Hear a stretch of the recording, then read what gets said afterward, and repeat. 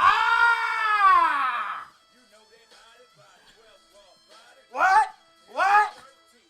Hey! Hey! Body.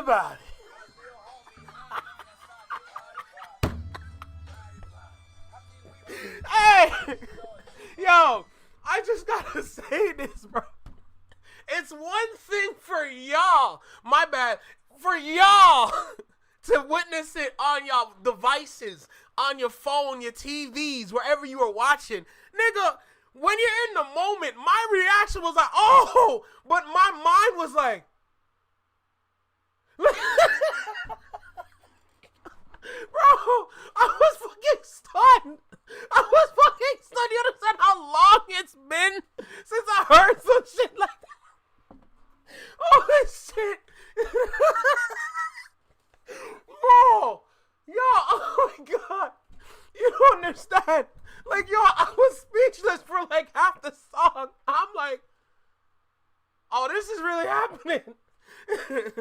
I remember, man, yo, you had Birdman talking about, yeah, I started that stunning shit. You know what I'm saying? I started a tattoo on your face shit. I started that gangster shit. I see, Master, yeah, you might have started that stunning shit. I'm just like, uh-oh, what song is coming? All I hear is fucking about it. I'm like, oh shit. Yo, that shit had me speechless, bro.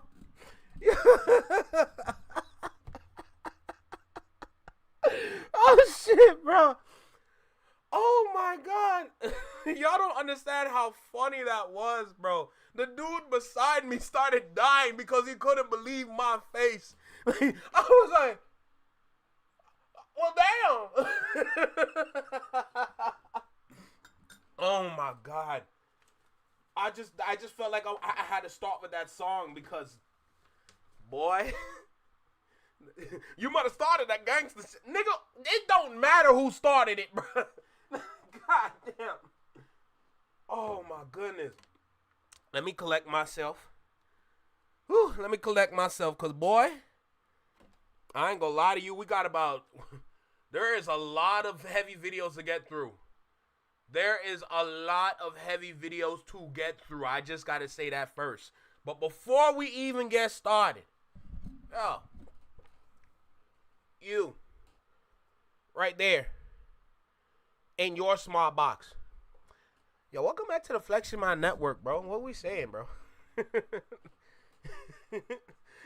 I know he was like with Lil Romeo for fun. Yo, shut the fuck up, Quickie. Yo, Quickie, shut up, nigga. Oh, my God. But, yeah. What's good, Jordan? What's good, Furry B? What's good, Noah? What's good, Quickie? What's good, J-Tom? Man. I just got to say, like, just looking at this right here, like the 2-day wristband, it brought me back. It brought me back to the first one I got. This is the first one I got in 2023 right there. In 2023, Complex Con, Long Beach. So, had to hold on to that. And then I saw this. The once-in-a-lifetime opportunity. Rolling Loud Toronto. Rolling Loud Toronto right there. I even have that wristband. So I'm just like, yesterday night, just sitting here looking at these 3 wristbands, I'm like, God damn. That's a lot of money. It's a lot of money. There's new Anthony Crash Out too. That's what I'm saying. Yo, I have to go through this video first. I got to go through his first crash out. And then I have to go through his second crash out. So there's 3 Anthony videos that we got to watch today. And I just got to say, I don't know what I'm about to jump into. But I know for a fact it aligns with everything that we do here. If Kendrick really got Drake to diss himself on Poetic Justice, and the nigga didn't even realize it. Yeah, no, we got to talk about that, man. I ain't going to lie to you. We got to talk. So, Look, like I said yesterday, we're gonna be here for a minute. This reaction, or this, forget the reaction, this whole live, we're just gonna like Rey Mysterio and, well, I know Quavo was there. I didn't know Rey Mysterio was there. I didn't see Quavo, but I saw that there was pictures. Like, there was a lot of celebs that we didn't run into. Apparently, Timbaland was there. Best believe, if I saw Timba, I'm like, yo! You know what you're doing is fucked up, right? If I saw Timbaland. And apparently, he had Tata beside him. Apparently, she's real. You know, so that's another thing. Yeah, there's a whole lot, bro. There's a whole lot. But like I said, we're going to be here for a bit. Make sure y'all got some juice. Make sure y'all got some tea. If you got something aggressive, something strong, keep that on the side. Sip. Don't drink. I got my drink right here. Got the lemon water. You know, a little extra water. So, we going to be here for a while. I got myself some fruit. Got some fruit. Got a kiwi and an apple. So, a little snackage. You know, I'll try my best not to eat the apple in the mic because I know that's going to get annoying. But like I said, we're going to be here for a bit.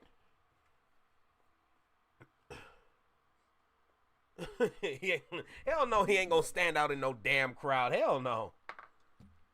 The Instagram page, that's insane. Rey Mysterio at Complex Con. You see what I'm telling y'all? You never know who you're going to see there. Imagine I turn the corner on live and I just happen to run into Rey Mysterio. Yo, bro.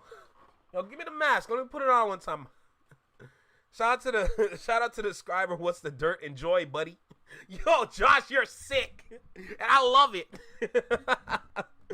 Oh, man. So, look.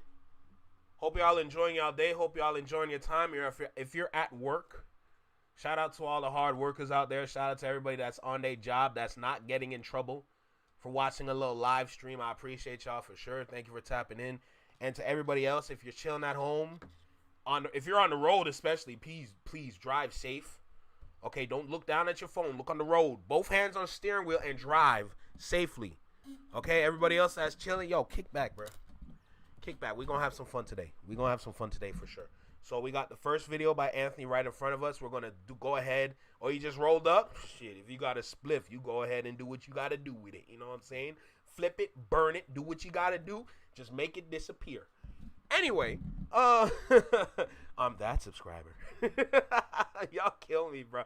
Anyway, look, y'all know I can talk for days. I can't help it. It's just like engraved in my DNA. I got loyalty and royalty. Yeah, I know. Anyway, so let me go ahead and hit the record button. Let's lock in. Let's get started. Y'all do know what time it is, right? Okay, you see what's in front of us, right? Then you know what kind of conversation we're about to have. So let's get started. Yo, you, right here, in the small box, right here in the small box.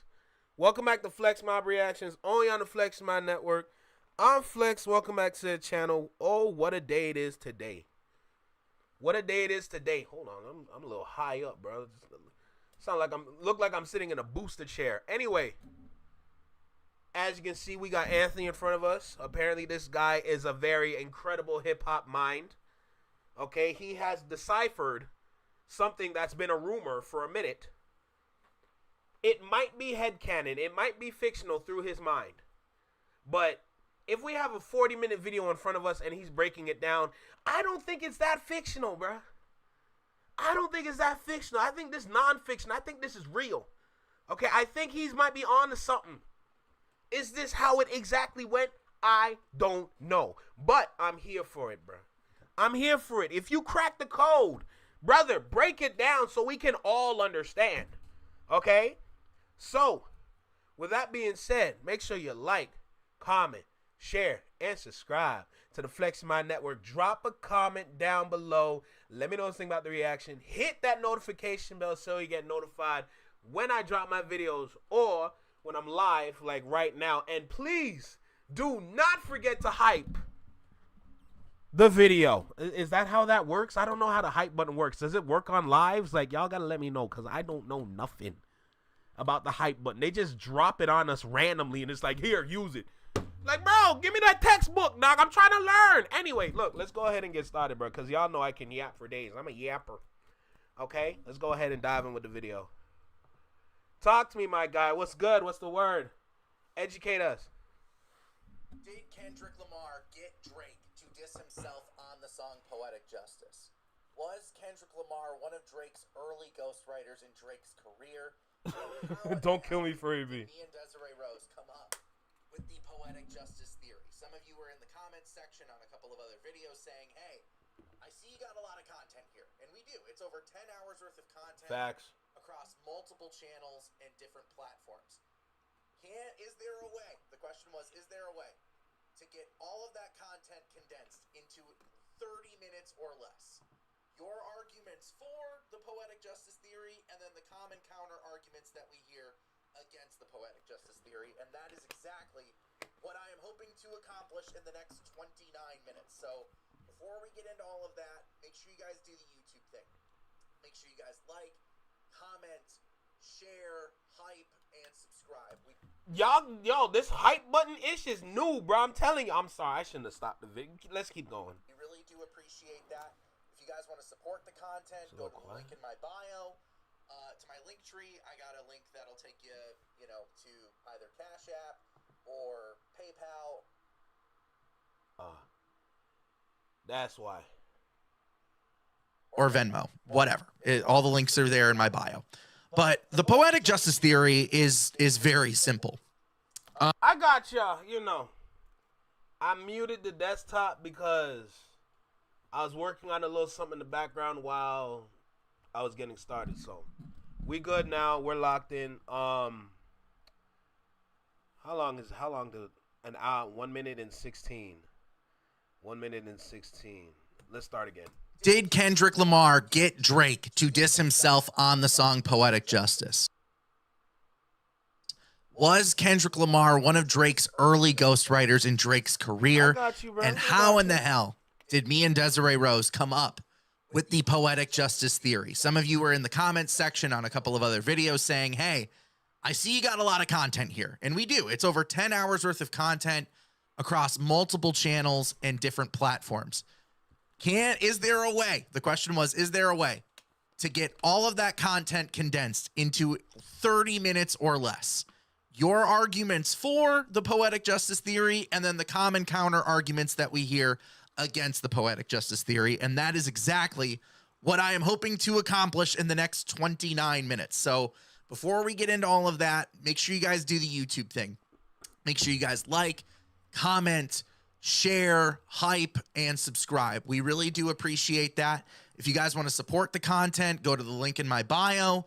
To my link tree, I got a link that'll take you, to either Cash App or PayPal or Venmo, whatever.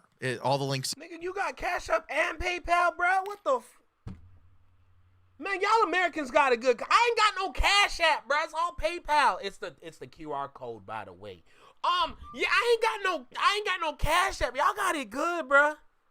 Y'all got it good. Damn, bro. It's the QR code just on the left side. Yeah, that's crazy, right? Are there in my bio.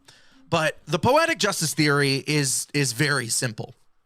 We just surmised that 13 years ago, Drake and Kendrick Lamar collaborated on 3 different songs, right? Like there's 3 different songs that those two do together on 3 separate albums. One on Drake's album, which is Buried Alive. Poetic Justice being on Kendrick Lamar's album, Good Kid, Mad City. And the third was on Hey, you heard what J. Tom said. Make sure you violate that like button. You hear me? Fucking Problems on A$AP Rocky's album. It's in those songs that we assert that Kendrick Lamar ghost writes for Drake. That is the work that he gives over to Drake in order to now have access to the music industry that he now has. It is through these 3 songs that Kendrick not only details his initiation into the music industry, but he tells you that he is Drake's ghostwriter. He tells you that these messages will be buried alive. And he hopes that the listeners, the true fans of the art form, will dig up those messages. And he also codes these messages in hopes that one day his true fans will find it, unearth it, and discuss amongst themselves the real story that Kendrick Lamar is painting. How we came up with the poetic justice theory is simple. I was studying during the pandemic everyone's catalogs and everyone's discographies. That's okay. Okay, that's different. Okay, y'all are saying it's a good video, so perfect. We're on the right time, okay? But that's crazy. During the pandemic, a lot of people were doing a lot of things, and trust and believe me, studying catalogs was not on my radar at all at the time, that is wild. So that's an extra amount of respect for dude right here, bro. Anthony, that's crazy. Started with East Coast rappers. I made my way to West Coast rappers. I love Tupac Shakur. And this was during the pandemic. So for me, the pandemic affected me personally. I was furloughed from my job. I didn't have a job for close to 18 months. And Tupac and his lyrics, and especially his songs about class consciousness, it really spoke to me. And of course, going down that Tupac rabbit hole, understanding the relationship that Kendrick Lamar has with Tupac's music, I wanted to dive into Kendrick's catalog. So I did that. And one night while I couldn't sleep and I was playing Madden late at night, I was just kind of, playing Poetic Justice in my head. And I just, for whatever reason, I saw the message. I saw what he was saying. And mind you, this is hindsight being 2020, right? It's during the COVID pandemic. It's during all of that. So I had already known about Drake and his alleged use of ghostwriters through Quentin Miller and his beef with Meek Mill. And then I just started pulling at that string. It's like, oh, okay. So if Kendrick Lamar wrote this verse for Drake, what is Drake actually saying? And we get into all of that. We published our first Poetic Justice Theory video called Decoding Drake and Kendrick 5 years ago. We sound nervous, and it's because we were nervous. As you should be nervous. Just imagine. And no disrespect, but when you come to the Flex in My Network, sometimes I'm gonna crack some jokes. But just imagine you got Anthony and his wife, and they're listening to Poetic Justice. They're like, yo, did Drake just did he? Nah, not Aubrey Graham. There's no way he would say that about himself on the same track that he's on with Kendrick. That can't be right. No. You come to find out Kendrick's the one writing everything. So wait, hold on. You telling me Kendrick wrote Drake's verse? And then Drake read it and said, yeah, no, this is perfect. Kendrick in the corner like, this nigga is so stupid. And then they're trying to break the news. Nigga, I would be nervous and shit. I ain't gonna lie. If I was breaking that kind of news, I'd wet myself. I said it. Let me tell you something. If I was gonna break some news like that, talking about Drake, of all people, Drake dissed himself on Poetic Justice. Drake. Nigga, I TT on myself. I swear to God. Are you kidding me? I understand that I am a white person trying to talk about hip hop. I understand I'm speaking on culture, and I want to do it in the most respectful way possible. Exactly. So obviously that first video, especially my first YouTube video, being an hour and a half long, I was a little nervous, and we just left it at that.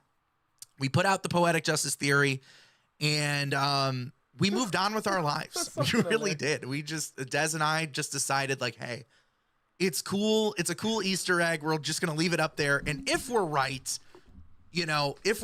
then one day it'll be a cool Easter egg that people can stumble upon. Well, let me tell you something.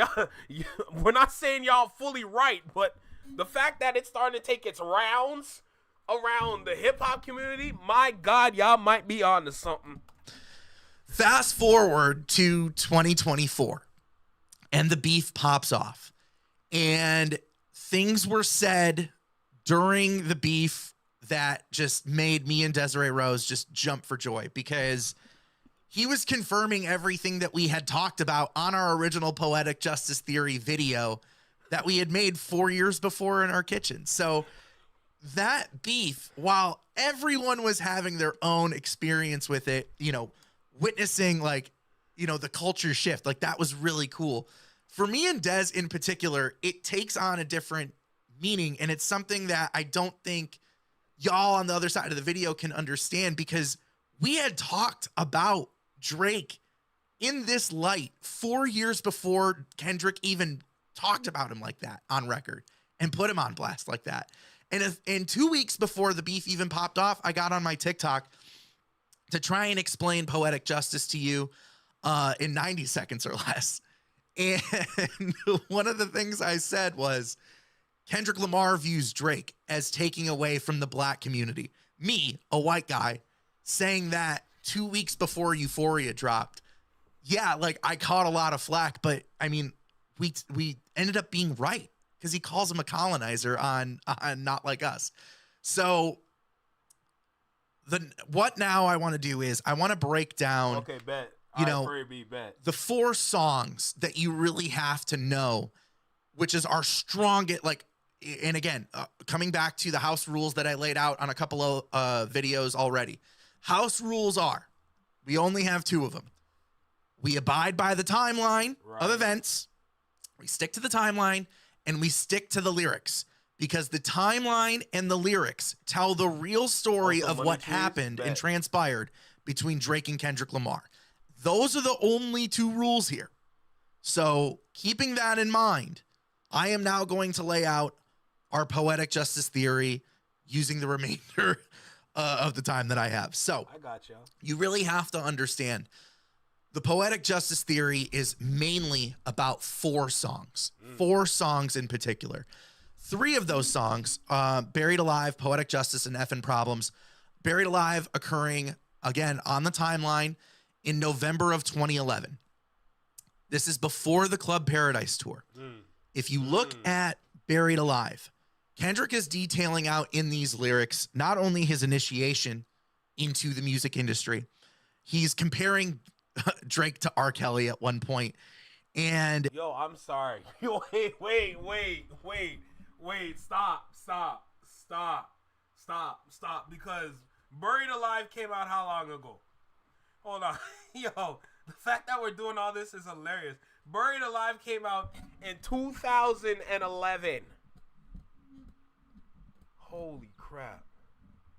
It's 2011, right? If I'm yo, please. This is crazy.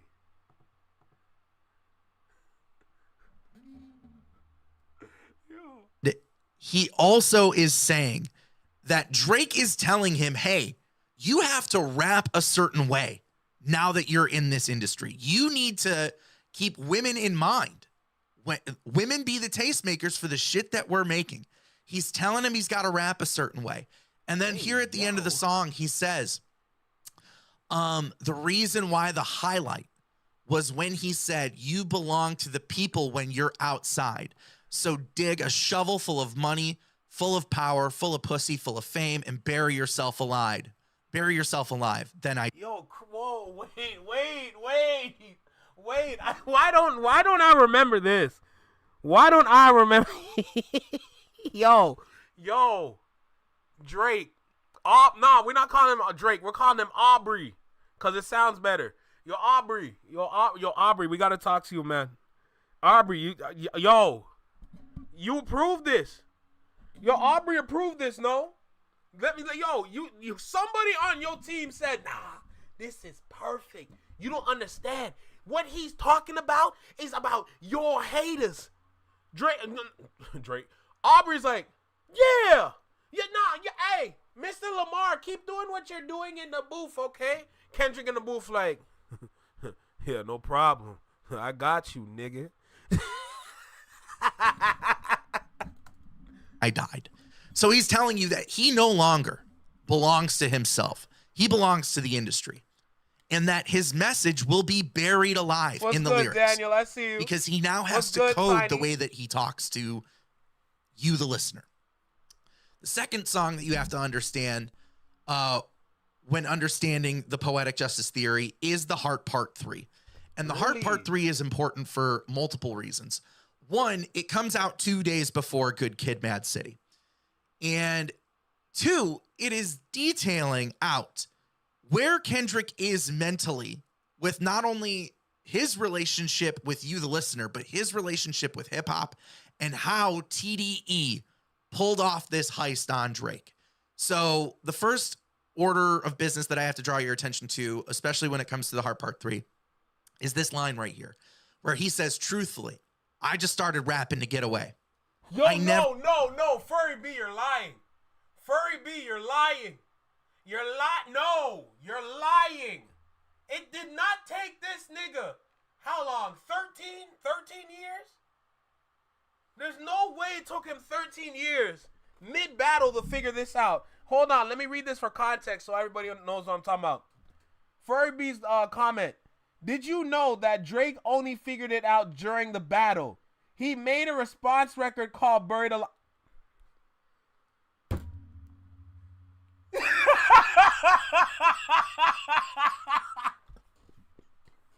Yo, say swear to God. Say swear to God. Never thought your favorite rapper would want a verse. My fella got hit 25 times with a K. He's telling you. Kendrick is telling you that he never thought your favorite rapper at the time. And if you look at the charts, Drake was everywhere. You couldn't go into a record store. You couldn't go to AMC 30 in Sterling Heights, Michigan. You couldn't get in your car without hearing a Drake song. He was arguably one of the biggest rappers on the planet off of a mixtape. So Kendrick Lamar is saying, off of a mixtape and an album. So he's basically saying, I never thought your favorite rapper, you know, the industry darling that was Drake in his early career, I never thought your favorite rapper would want a verse. He got hit 25 times with a K. He's telling you that your favorite rapper wanted a verse from him. So what did he do? He hit him 25 times with a Kendrick Lamar. He hit him 25 times with a K. The other part of the Heart Part 3 that you need to understand is when Kendrick Lamar... Wait. Hold on, backing up a little bit. So, okay, this reaction, I ain't gonna lie, this is gonna be over an hour. I'm sorry. My brain is exploring and walking down pathways that I don't know about right now, okay? I just gotta make it clear. Let me get this right. So, hold on. If we're looking at what verse is this? Verse what? 23 subsection 5. It says my nigga got hit 25 times with a K. Is that the amount of times? And this is the Hard Part 3. Is that the amount of times Kendrick shot this nigga? No way. Yo, what the? Yo, it's too early to have my hand on the wall like this. God. Of the Heart Part 3 that you need to understand is when Kendrick Lamar says, three hollow tips aimed at your head. I'll be damned if the chopper jam now. And before that bar, he says, I need to find a better way to stand out. I need to find a better way to take your fans now. 3 hollow tips aimed at your head. I'll be damned if the chopper jam now. A hollow tip is a bullet that expands upon impact. So like it hits the target and then boom, like that. It'll just open up and expand upon impact. Those are these 3 songs. He's talking about these 3 songs in particular. No. Buried Alive, Poetic Justice, and Fucking Problems. Because it's... Oh my God, those are the same songs. Wait, whoa. Each song has Drake on it in some sense. If I'm right. Because I already know Drake is right there on Effing Problems. Poetic Justice, he right there. Buried Alive. Like, if I'm correct, that's on... Is that on Take Care? If I'm correct, hold on. Let me make sure I get that right. I don't want to get that wrong. Hold on. Let me go on Spotify real quick. Let me make sure to get that right. Oh my goodness, this is crazy. Buried Alive interlude. Yeah, it's on Take Care. Yo, each song they've been on, whether it's the same song together or it's on a project where they're sharing the same name, this nigga been shooting. Yo, oh my god. Oh my god, this is different. This is different. No. This is different. Listen, yo, Kendrick Lamar been trying to compete with this nigga. And he's like, why would I want to do that? Like, bro, what do we do? Nigga, why would you battle him? Why would you do that? On these 3 songs that it's going to expand upon impact. And finally, the last thing that you need to know about The Heart Part 3 is that it is the song that comes out right before Good Kid, Mad City. And Kendrick Lamar asks you, the listener specifically, will you let hip hop die on October 22nd? And it's because he's afraid that his message is now so coded and buried that you won't pick up on the messaging, that you won't get what he's truly trying to say and what he actually did to Drake now that it's coded.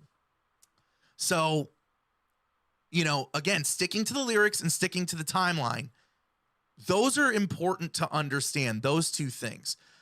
Good Kid, Mad City drops on October 22nd, 2012. And part of the poetic justice theory includes the one that we, you know, our first video, Decoding Drake and Kendrick, includes a moment where we talk about how Money Trees is the setup to the diss, because Kendrick Lamar is one of those guys who is constantly calling back to his own albums, to his own songs. He is constantly referencing himself.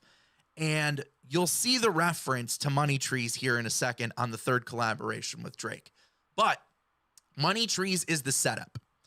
And if you look at the track sequencing for Good Kid, Mad City, it goes from Money Trees into Poetic Justice. And that is 100% intentional, because where do you typically hold on, let me get the zoom in to confirm this. Oh my god. Yo. Oh my god. Let me hear that part again, please. Yo, what's good, Cousin B? What's good, man? How you feeling? Welcome back, man. Good seeing you. Money Trees into Poetic Justice. And that is 100% intentional, because where do you typically find shade? You typically find shade underneath something. So Kendrick Lamar intentionally put Money Trees above.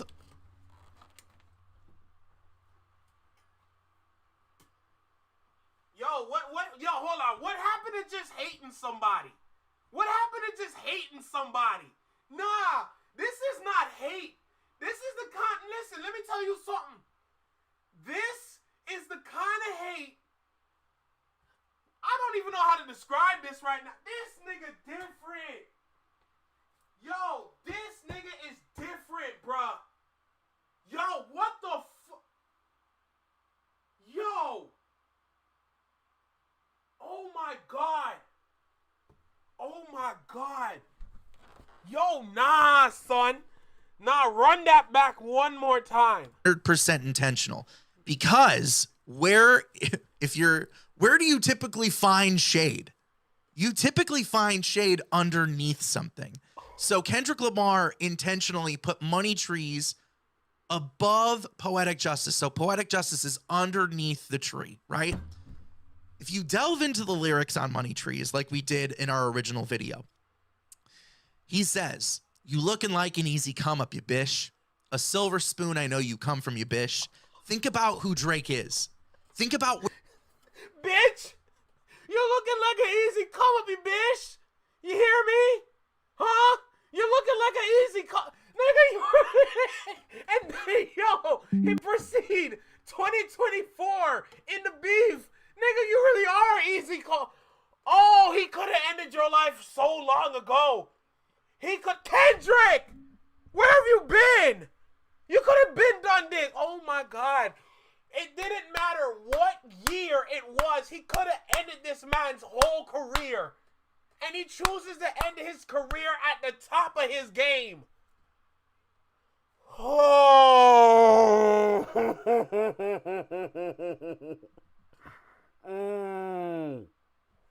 Wow. Oh my God. Where he comes from. This dude was on good, LC? Degrassi. He's a middle-class dude from Toronto. Just remember who Drake is. Remember that. A silver spoon, I know you come from, you bish, and that's a lifestyle that we never knew. You'd go at a reverend for the revenue. You'd go at a reverend for a check. And he calls and he said, he finally says right here, it goes Holly Berry or hallelujah. Pick your poison, tell me what you're doing. Everyone is going to respect the shooter. Everyone is going to respect the industry. But the one in front of the... Respect me, bitch. Like, yo, bro, and literally the whole world, every tour stop in every city that had a stadium, everybody respected him. Yo, this is... Oh, my God. Oh, my God. Yo, respect this. Yeah. I can't even laugh right. Gun lives forever. The artist lives forever. And I've been hustling all day, this way, that way, through canals and alleyways, just to say that Money Trees is the perfect place for shade. And that's just how I feel. How he feels is poetic justice. Because the song Poetic Justice is not just a Drake diss. It is a perfectly penned and coded letter to not only his community of Compton, but to hip hop, to black culture. It is, and it's a love letter dedicated to them and dedicated to you.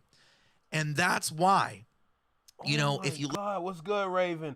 Buried Alive was the first experiment to see how real he was about rap, cuz... Hold on, let me read this real quick. If he's the top guy and he studies rap battles for a living, he must be able to catch the shade. Yo, hold on. I'm going to read it one more time because, my thoughts are crowding my brain right now. Let me read it one more time. Buried Alive was the first experiment to see how real he was about rap. Because if he's the top guy and he studies rap battles for a living, he must be able to catch this shade. Yo, God is my witness, bro. Kendrick. Oh, Jesus. I can't speak. I can't think right now. We're not even 10 minutes in. No, okay, we passed 10 minutes. We are 14 minutes in. Oh, my God. Am I hyperventilating? Am I okay? What the Yo, hold on. This is why I got water, because you never know, bruh. What is going on? What is going on? Oh, my God. I think Kendrick wrote for Drake while on Club Paradise tour and was forced to sign an NDA to not speak about it. He might have also seen things happen and he wasn't happy with. Hip-hop is life for Kendrick, so he must have been pissed to see how Drake treats the culture. By the way, I don't think he hates Drake. Well, maybe a bit, because Drake lied on him and mentioned his wife and kids. Yo. Oh, nah, this is different, bro. So hold on. Let's take a break for a second because, oh, Jesus Christ. Listen. And I'm gonna get to what's the dirt in a second, but this is why. And this is okay. My brain is going somewhere. Let me just start to walk down this path so I can get to what I want to say. This is why it's so important for an artist to be an actual artist and not to be a fraud. And it sucks because if you look at how UMG pushed Aubrey, and then what came with Aubrey is just a nothing but fraudulent niggas. Like, that's what happens when you put the wrong leader in power, Trump. Anyway, And when the people that came after Aubrey, if you start to break them down, it's not saying it's similar, but a lot of them are not true artists. They are regular people that might have grown to be artists, but they're not actual artists. The people when Kendrick Lamar stood back on top, dethroning dude. Look at all the artists starting to pop out randomly. Dog, Chance the Rapper had a comeback. Nigga, I've never seen a nigga fall off like that before. He had a full comeback. Are you kidding me? Bro, do you understand? Anything is possible with hip hop. That's how crazy it is. And they've been running around and parading the wrong person for years. Oh. My guy, he tested your brain. And when he came to the conclusion that you got no brain cells, yo, bro, I ain't gonna lie to you. Everything that came after that is all on you, bro. I see people out there, oh, he's been dissing him for years. He's not a real one. He's just begging for attention. Yo, he's trying to test him. And he's been failing year after year. Are you serious? Holy shit. Oh my God. What's good, Alex? How you doing? Wow. Bro. Then Poetic Justice was a trial run. Made him diss himself. Effing Problems was him making him tell you he made him diss himself. Shut up. Oh my God. I think it was Chigs who posted a pic of Kendrick and Drake. And Kendrick looked like he was done. Holy crap. Holy crap. This is insane. And all we needed to do was get Drake out of the way. Yo, this is crazy. All right, let me keep going with the video because I don't want to my brain is just right here. Look at Poetic Justice as we highlight in our first decoding video. We tell you that it is Kendrick Lamar speaking through Drake, and he gets Drake to say, I could never right my wrongs unless I write them down for real, PS. We also talk about on the decoding part 2 that we made after the beef, we tell you that Pusha T makes a specific reference when he was dissing Drake on his song Infrared. How can you right your wrongs when you don't even write your songs? That is very intentional. Run that back for me because I lost my train of thought. He makes a specific reference when he was dissing Drake on his song Infrared. How can you right your wrongs when you don't even write your songs? That is very intentional because Pusha T knows about Poetic Justice.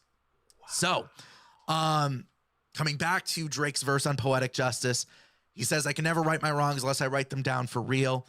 And it should be noted that at one point in the verse, Drake goes, I was trying to put you on game, put you on a plane, take you and your mama to the motherland.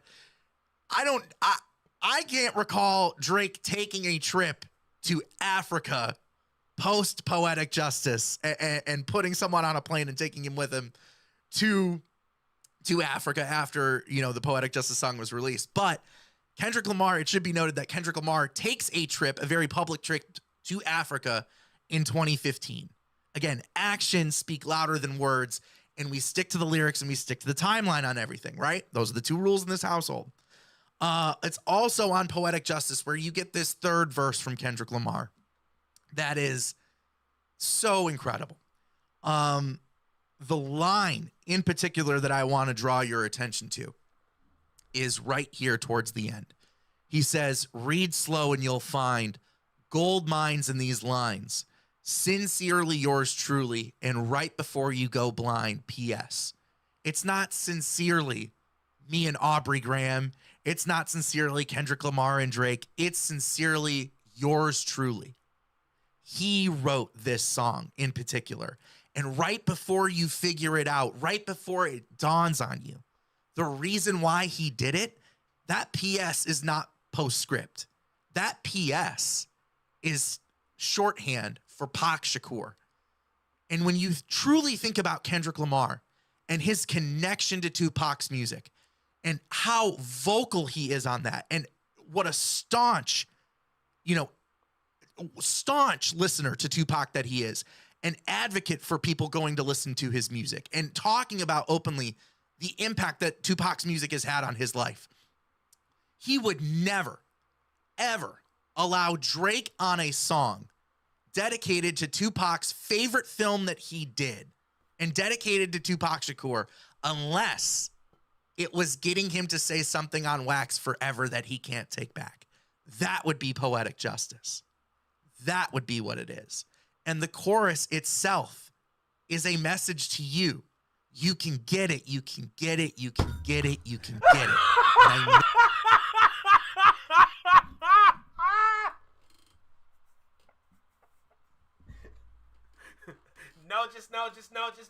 Just what you want. Poetic justice, put it in a song. All right. Oh, Jesus Christ. Oh, Jesus. Oh, my days. Oh, my God. Yo.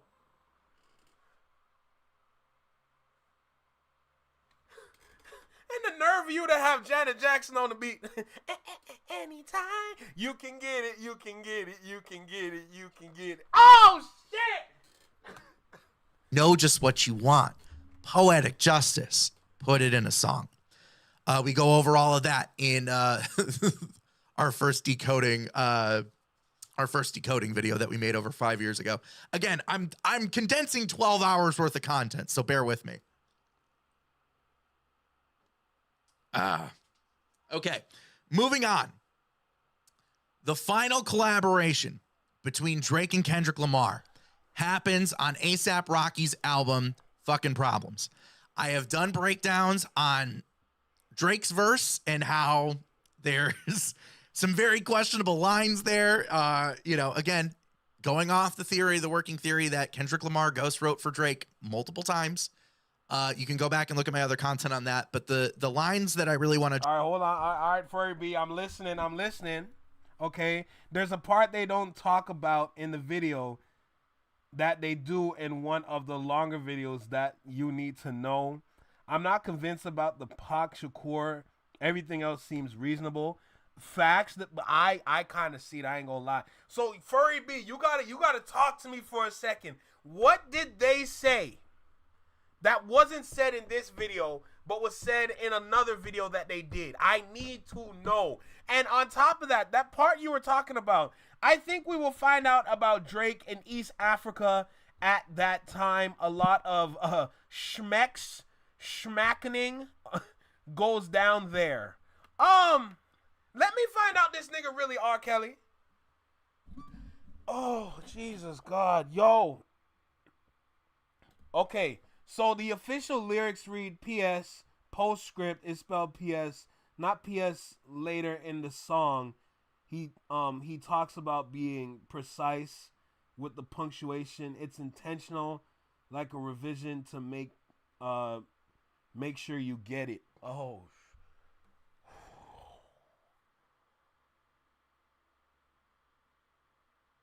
Oh no.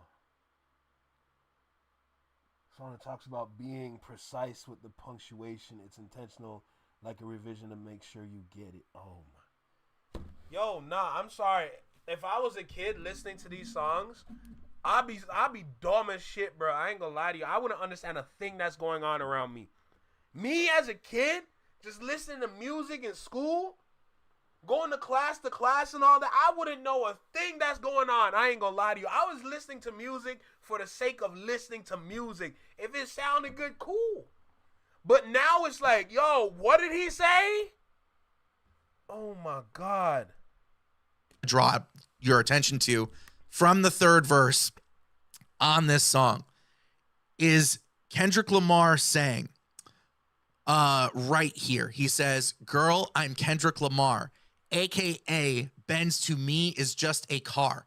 That is a callback, believe it or not, to Buried Alive. If you go back and listen to the Buried Alive interlude, he basically says like the industry has Drake like mesmerized and addicted with Rihanna as a lady friend and an addiction that'll keep him in Mercedes-Benz. So he is saying a Benz to me is just a car. Like, I'm Kendrick Lamar. You know, I've done a breakdown on this whole verse, but again, another line that I need to draw your attention to, just to make these quick points, is the Halle Berry hallelujah. Holler back, I'll do ya. Beast. Calling back to money trees. Because where's the perfect place for shade? Underneath something. He's trying to draw your attention to the messaging. But again, he has to do it in code. Because the industry is now involved. He is an industry guy. And he can't speak plainly anymore. So it has to be like this. So again, sticking to the timeline, sticking to the lyrics, that is the poetic justice theory in a nutshell. We have done deeper dives we've done deeper dives on Euphoria. We've done deeper dives on Meet the Grams, on Not Like Us. You know, we've done a lot of work on this. And again, sticking to the timeline, sticking to the lyrics, that is just poetic justice in a nutshell.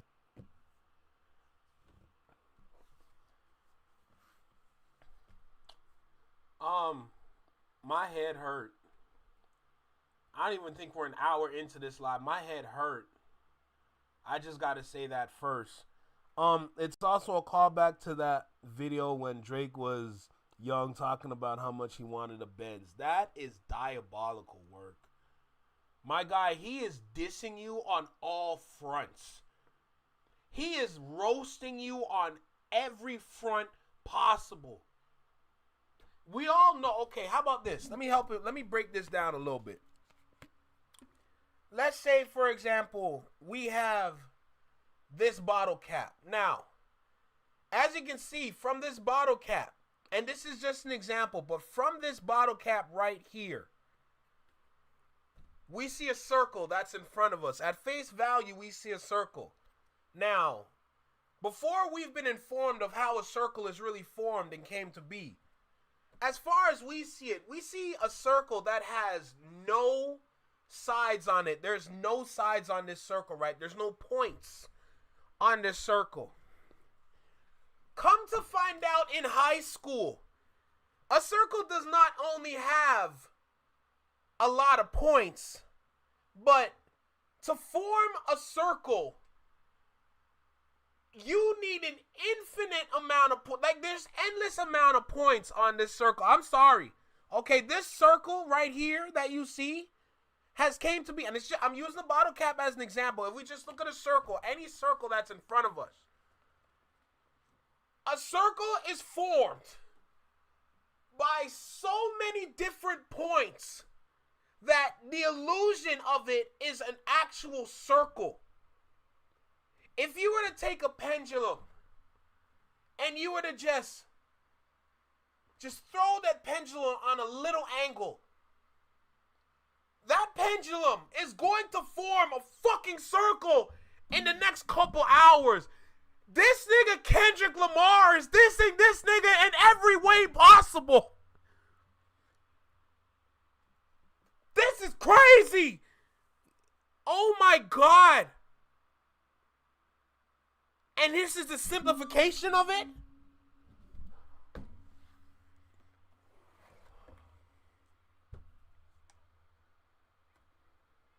Yo, I need a drink. I need a drink. Oh my God. Also, Poetic Justice is perfect song to shade an MF who thinks you fake as F. Oh my God. When Pac and Janet were filming, Janet was all over Pac like she wanted some after filming. After filming her, he called her and she ghosted him. Was teasing him for the best performance on camp. That's crazy. This is just turned into geometry class. Here come Queen of the Facts. And just when you think you're looking at a circle, you realize it's a sphere. Oh my God, I'm having a Kanye moment. I'm having a Kanye. Y'all remember Kanye when he was like this? Oh, oh my God. Yo, I need an ice pack for my head, man. Shell very quickly. Now, what I want to get to, just made me because like even more. I see a lot of you with similar comments, both on TikTok and on YouTube, with counter arguments to our poetic justice theory on why we're wrong. And I want to get into addressing some of the ones that we see all the time. The first of those counter arguments is, why does Drake have a writing credit if Kendrick Lamar wrote Drake's verse for him? And it's very simple to understand. The way that the music industry works is that writing credits are like a barrier to entry. It's a part of the game that they play, right? So you're never going to have an artist get on a song without getting a writing credit, even if it was ghost written. I need to hear all that again because my mind was not focused right now. But before I even get back to it, so basically Kendrick is wrapping circles around Drake literally and mathematically. Yes! Yes! Literally, yes, Tiny. Holy crap. Bro, and yo, listen, Queen. It's not even a rabbit hole anymore. Y'all remember the Bugs Bunny and Tweety show? Y'all remember when Bugs dug a hole? And that's funny because it's literally a rabbit digging a hole. But you remember when he dug a hole? But he dug the hole so far that he ended up in China? Nigga, that's how deep the hole goes, bro. It's not even a rabbit hole. That is a tunnel. It is a tunnel. Yo, what the? Oh my God. Oh my God. Kendrick made the Final Fantasy VII remake theory of rap complete with 5 levels of understanding. Yo, go to bed, Doc. Oh my God. Wrote Drake's verse for him.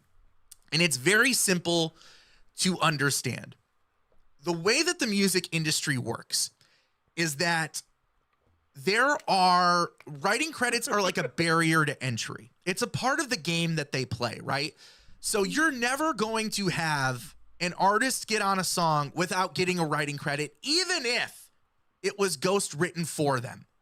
And that's important to remember because when you look at how the writing credits are actually structured and you kind of just go through, like you can do a deep dive on I pulled this up. This is just an AI overview of how songwriting credits work from a financial, contractual, and from, a collaborative standpoint. But basically it's about the royalty, right? So you're never going to have an artist get on a song and not have a writing credit on that song just in case the song blows up and becomes number one and very popular, right? Because the royalty is how these artists eat. So it's used as a barrier to entry. So if Drake is coming on a song, he'll say, okay, get, at this time, like give $50K for the verse and then put a writing credit on it, right? That's how they get paid up front, and then they get paid on the back end. It's basically used as a barrier to entry. So you just kind of have to keep that in mind. Even though, there's instances where like artists like Prince, Mac Miller, those are just the two off the top of my head. I think even Logic has his son has a writing credit on a couple of his songs. Mac Miller puts his brother as a writing credit on some of his songs. Prince has used his family members on songs. It's a way for his family members to kind of get something on the back end. You know what I mean? It's just something that they do. Another counter argument that we get constantly when talking about the poetic justice theory is, well, mainstream media, the mainstream, my favorite podcaster says this, that it starts at Control. Or, I saw a XXL article from back in the day that says Control is where everything started. And what I can say about that is that they're wrong because the lyrics and the timeline. Control is when we found out. Literally, Control is when we all like, oh shit. But nah, we might have found out about what was going on at Control, but this shit was way before that ever happened. Line tell you a completely different story. And I want to draw your attention to why the whole talking point in the narrative of it begins with Control is a bullshit line. It's a company line that the industry had people sign up to write articles about. And it's why members of TDE, i.e. Punch, during his interview with Curtis King, says, yeah, to my knowledge, it begins on Control. It's because that's what happens when NDAs are involved. Yo, see, now you talking my language. Now you talking my language, because let me tell you something. And I've been talking about NDAs for a while on this channel now. We don't know the exact NDAs as to what specific events were happening. But we know for a fact, we know at least when an NBA or NDA, is in effect. And we know when an NDA is done. And that's based on the actions of the people that could be under said NDA. For example, literally choose like a top podcaster out there, and then you can start going through that rabbit hole based on just how they speak alone. Academics, Joe Budden, friggin' Ice, Flip, okay? Clearly, all of them, not necessarily under NBA, but the NDA, but there is some sort of payment structure within those different conglomerates or groups, to be honest, but it's okay. But yo, you can literally just by how people defend people in the world of celebrity or famous people or just artists. Certain friendships are formed based on contracts. Right, Aiden Ross? Bro, when it comes to the NDAs, I've been calling these dudes out. So I'm right there with you. I've been saying a lot of these friendships that we be seeing on camera are contractual. Okay? There's a signature at the dotted line at the bottom. And then their friendship is formed. These niggas don't even hang out with each other for real. It's the same thing with the top podcasters in the world. Majority of them don't even hang out in real life. They sometimes see each other here and there and they pop out just to show that, oh, nah, we cool with each other still. But they're not always together. Oh, my God.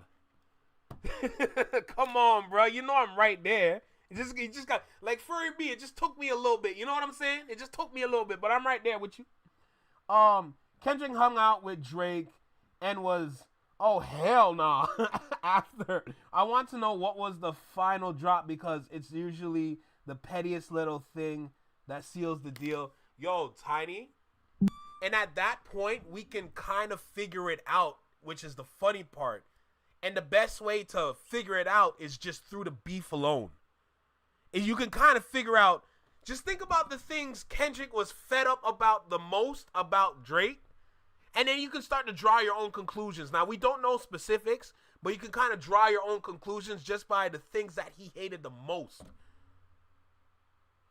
Gambling problems, spending problems, whorehouse, soliciting women.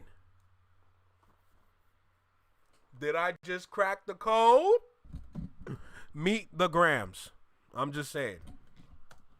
They give people a talking point and expect you to stick to that talking point when an NDA is signed. And I'll get into why we believe an NDA is signed in just a second. But the main part that I want to draw your attention to, again, coming from a timeline standpoint and a lyric standpoint, the one thing that stands out to me about that Control talking point is the Jodeci freestyle. Uh-oh.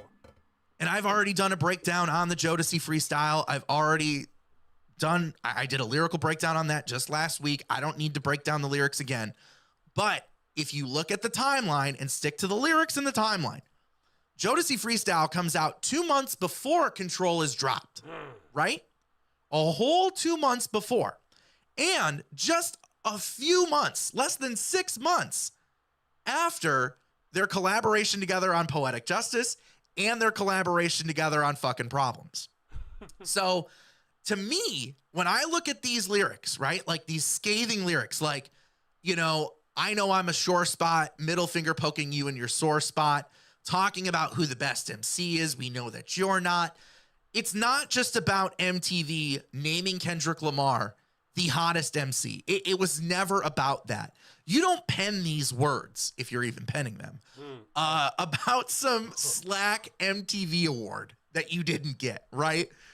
So this whole Jodeci freestyle directly contradicts that Control talking point. And even when you look at the lyrics on Control, right? When I look back and I think back about and I remember. Yo, is that King Hammer, bro? What's popping, bro? Good seeing you in here again, bro. How you feeling? Control was the car of hip hop making a battery. Having a battery replacement is hilarious. Holy. I'm telling you, I believe Drake has other children and has baby mamas on NDAs. Queen, I'm right there with you. There's a reason why we haven't seen the first daughter yet. If that is the first daughter. These girls might have signed an NDA for life. But that child support check must be good, right? Is that why Drake is gambling with steak and making all of this money? And then don't even get me started on the plane. We've done broke down the plane about 7 different times on this channel. That plane is draining his money, but he has to keep the plane to keep the persona so people will love him. And with the people loving him, that will translate into people going over to stake for people that is putting their money into stake to gamble their life savings away so that Drake can get paid at the end of the day. You see how you can take your fan base, turn them into customers, and from the customers you make profit? Business is a bitch. I'm just saying. For exactly where I was the first day I heard this. I was a landscaper. I was working with my boys, Joey and Nick, and Joey stops the lawnmower. He's like, "You got to listen to this verse from Kendrick Lamar." And oddly enough, we were at my house cutting my own lawn in my backyard. So, you know. Oh, Tiny, you going to bed? All right, Tiny, have a great night. Sleep well. I hope you wake up with a nice, bright sunshine on your face and nothing but positivity in your heart. Good seeing you again. Take care. Sleep well. No, of course, we do what teenagers do and had a little fun with the wacky tobacco, and we listened to this. And I just remember this part standing out where I was like, you got to rewind that. Like, this is so crazy. But I want to draw your attention to these lines in particular. Was that a flex? I want to draw your attention to these lines in particular. I'm usually homeboys with the same fellas I'm rhyming with, but this is hip hop, and they should know what time it is. Think about the artists, and this is a main crux of our poetic justice theory as well. Think about the artists mentioned in this group of artists. Jermaine Cole, Big Crit, Wale, Pusha T, Meek Mills, A$AP Rocky, Drake, ? Big Sean, Jay Electron, the 2 guys he's on the track with, Tyler, the Creator, Mac Miller. What's good, neighbor? Good seeing you again. How you feeling? Miller, I got love for all you, but I'm trying to murder you. Right. Trying to make sure your core fans never heard of you. Right. They don't want to hear not one more noun or verb from you. What is competition? Because it is. It's a word sport. These are word nerds. What is competition? I'm trying to raise the bar high. Who's trying to jump and get it? Right? It's a call to arms. But remember what I asked you before, to keep in mind the list of artists in this grouping. Jermaine Cole, prolific writer and producer. Big Crit, same. Wale, same. Pusha T, same. Meek Mills, same. A$AP Rocky is a hip-hop historian. That dude is a nerd for this game. Big Sean, Jay Electron. Big Sean is incredible with his pen. Jay Electronica is insane with his pen. Tyler, the Creator, is a prolific producer. Mac Miller had a jazz phase. He not only was a prolific producer, but an incredible musician, an incredible budding musician. Like, he could have had an entire career spun off of his rap career.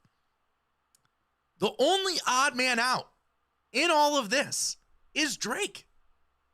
When you really stop and you really think about it, I've never seen Drake in the studio making a beat on a beat machine. I've never seen him sit down at the piano and hit a couple of keys. I've never seen that. I have seen Drake in the studio doing a funk flex freestyling from a BlackBerry.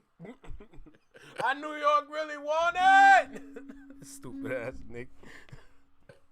That's what I've seen I Drake don't even do. remember what he said. So That was again, some just bullshit. keep in mind, timeline and lyrics are the two rules in this household. So that should debunk the control argument in your brain. The other thing I want to draw your attention to, another counter argument that we get all the time, is why doesn't Kendrick just outright say this? Why doesn't he just come out and say, and why did he not say it during the beef? He had the opportunity to say it openly. Hey, I was your ghostwriter. Game over. You know how I know the Quentin Miller rumors are true? I was one of them. And it's because we believe that the industry got involved. And once Drake found out what happened to him, Drake went to the labels and went to the industry and said, we got a problem. And Drake's people went to the industry and said, we got a problem. And we got to button this up. And we believe that Kendrick Lamar, not only Kendrick Lamar, but every member of TDE has an NDA out because they were all in the studio together. J-Rock, Absol, Schoolboy Q, Punch was right there with them. Top Dog was right there with them. They're the ones who hatched this plan together to pull this off on Drake. So it's not just Kendrick Lamar under the NDA. It's all of them. And when you sign an NDA in Hollywood and in the music industry, they basically give you like PR talking points, standard PR talking points. Like, okay, if someone asks you about this, you're not allowed to say X, Y, and Z. What you are allowed to say is it begins with control. Or to my knowledge, it begins here on control. Or it begins here. You're not allowed to sway from those talking points. Otherwise, they'll sue you for all that you're worth. So Kendrick Lamar can't just outright say it, but he does draw attention to it in different ways throughout his career. Hold on, let me answer Queen's question for a second. What's good, Allison? How you doing? Welcome back. Hope you're doing well. Let me just answer her question for a second. Bro, how did hip hop let Drake freestyling from a BlackBerry fly? It's actually kind of simple, to be honest.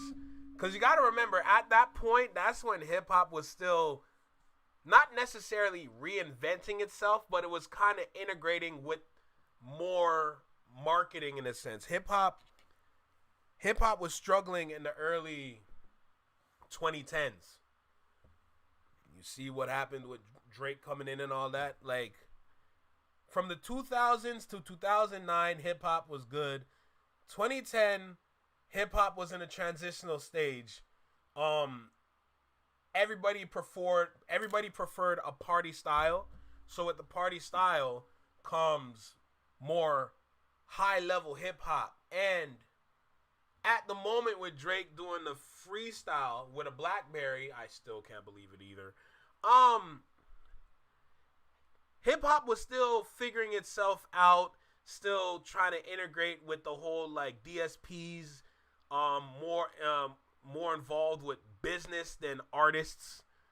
And with somebody that's a marketing golden goose, which is literally what Drake was, they said, just let him do it, bro. It don't even matter. Because what we're going to do after, we're going to just drop some fire music that nobody's prepared for. So they utilized the moment. The moment didn't really do much for Drake. It might have pushed him a little bit.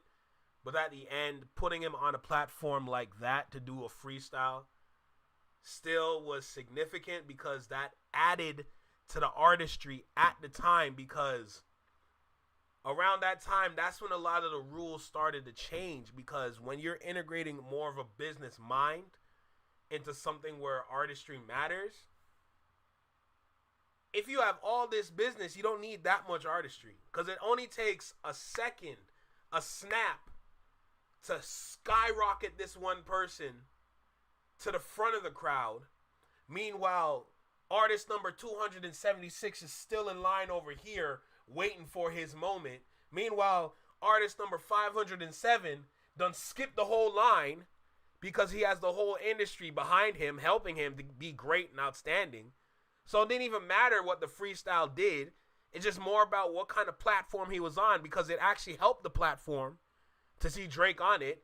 Because now that you see Drake going crazy with the kind of numbers that he was making from his albums and all his projects, people are like, nah, Drake was freestyling here. Oh, nah, I got to get here. I got to do my freestyle here, bro. If Drake was here, I can be there too and do my freestyle. And then I can be great too. That's literally how it goes down. No word of a lie. So when I say it didn't even matter if he did the freestyle good or not, who cares? Because everyone's like, y'all had Drake? So that's why it sucks. Because look what it did to the name, but look what the name got from it. You know what I'm saying? That's the crazy part with it, you know? But it is what it is. So, what more can I say? But with somebody that's such a good marketing golden goose, you can throw him anywhere and the numbers would go up.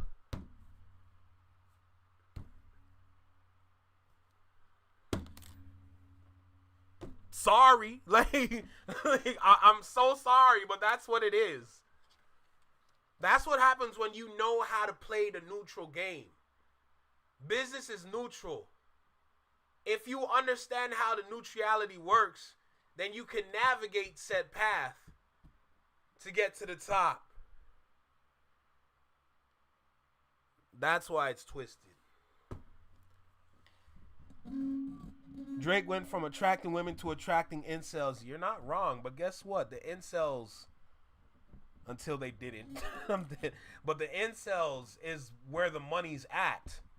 It's one thing to attract the women, but if you're in say for example, you're in a club and you attracted all these ladies in here, how much money do you think the club is gonna make? Knowing that the dude is probably broke. But it's okay that he's broke, because look at all the women that he attracted. Now you have a club full of women and about 75% of them didn't even bring their wallet. How much money do you think the club is gonna make? This is why the incels matter. Literally, incels are created to be used. Can I just get that out there real quick? I'm not trying to step into like the whole red pill, blue pill conversation shit or the dating shit, but I just gotta say this. Incels are literally generated. They're actually created to be used. Why do you think OnlyFans models be popping? Those are incels buying their content and then wonder why they go broke after. What do you mean about $39.99 came out of my damn bank account? Who the hell took $39.99 out of my damn bank account? Or $49.99?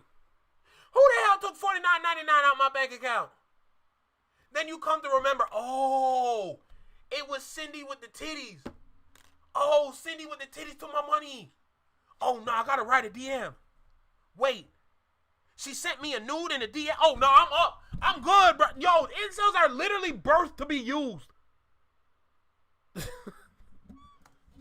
Career, right? You know, if you think back to the BET Cypher, I'm the master who masturbated on your favorite MC until the industry had wanted me assassinated. Oh, man. That is clear as day. He's the guy who got off on your favorite MC. Crazy. And literally, the industry wanted him assassinated because of it. Because if you think about where Drake was at that point in his career, something like this would have absolutely devastated his credibility amongst true hip-hop listeners. You'll never listen to Drake again, knowing that he took verses from Kendrick Lamar, right? So that's important to keep in mind. The other thing that Kendrick does is that during the beef, he did call attention to it. It just kind of went over everyone's heads. And that's, you know, not necessarily your fault as a listener. There were a lot of lines, you know, calling him a colonizer. Hey, Queen, real quick. You said it, not me. I was trying to explain it without saying what you said, because I don't like navigating that path, because when you navigate said path, it gets dark outside. So I'm so glad you said it, but I was not trying to say that, but thank you. calling him a pedophile, dear Adonis, dear Sandra. There were so many moments during this war for the culture that just kind of went like, Aussie, Aussie, Aussie, oi, oi, oi. Oh, yeah, I know. I'm sorry. took your breath away, right? And it's okay to miss the lines where he's trying to breadcrumb you back, because like he just gave us so much, right? He gave you so much to work with. You know, it was close to like 35 minutes worth of audio from Kendrick Lamar just during that beef. Like, it's insane. If you look at the lyrics from Euphoria, he says, the very first time I shot me a Drake, the homie had told me to aim it this way. I didn't point down enough. But today I'll show you I learned from those mistakes. Somebody had told me you got a ring? On God, I'm ready to double the wage. I'd rather do that than let a Canadian fella make Pac turn in his grave. It comes back to Tupac. It comes back to his love for hip hop. It comes from being his offspring, the one carrying that torch, that crown of his. He talks about it. Colin Aubrey, no, I'm selfish. That crown is heavy. Because I pray they my real friends. If not, I'm YNW Melly. That's still a golden bar. What? Oh my God. Oh my God. Ain't nothing nobody can tell me. I don't want to talk on no Sally. I know they got language barriers. There's no accent you can sell me. I know Cole and Aubrey know I'm a selfish nigga. The crown is heavy. I pray they my word friends. If not, I'm YNW. No, bro. No. There's nothing in Drake's catalog that could even fathom what the fuck Kendrick said in that moment. Euphoria ended the battle. Everything else was just after credits. Because it is a burden. When you are an artist with something to say and you have a perspective and you won't compromise on your vision and what you are actually saying for industry and for a check, and you are trying to lift people up, that burden is heavy. And then he says right there, right underneath it, cutthroat business, you got shit twisted. What is it, the braids? I hurt your feelings? How could he have hurt Drake's feelings? Wait, you don't want to work with me no more? Okay. He's saying it just without saying it. And he does it again on King Kunta. If you look back, you know, this is, again, timeline and lyrics. This would have been right here, you know, after Control drops, after the BET Cypher, after the Marcellus Wiley interview where Drake goes on and just talks shit about Kendrick for a whole segment. And then Drake has his people call ESPN and say, hey, we're not doing the ESPYs unless you pull that interview. No. It comes after that, and then it gets released in 2015. Right.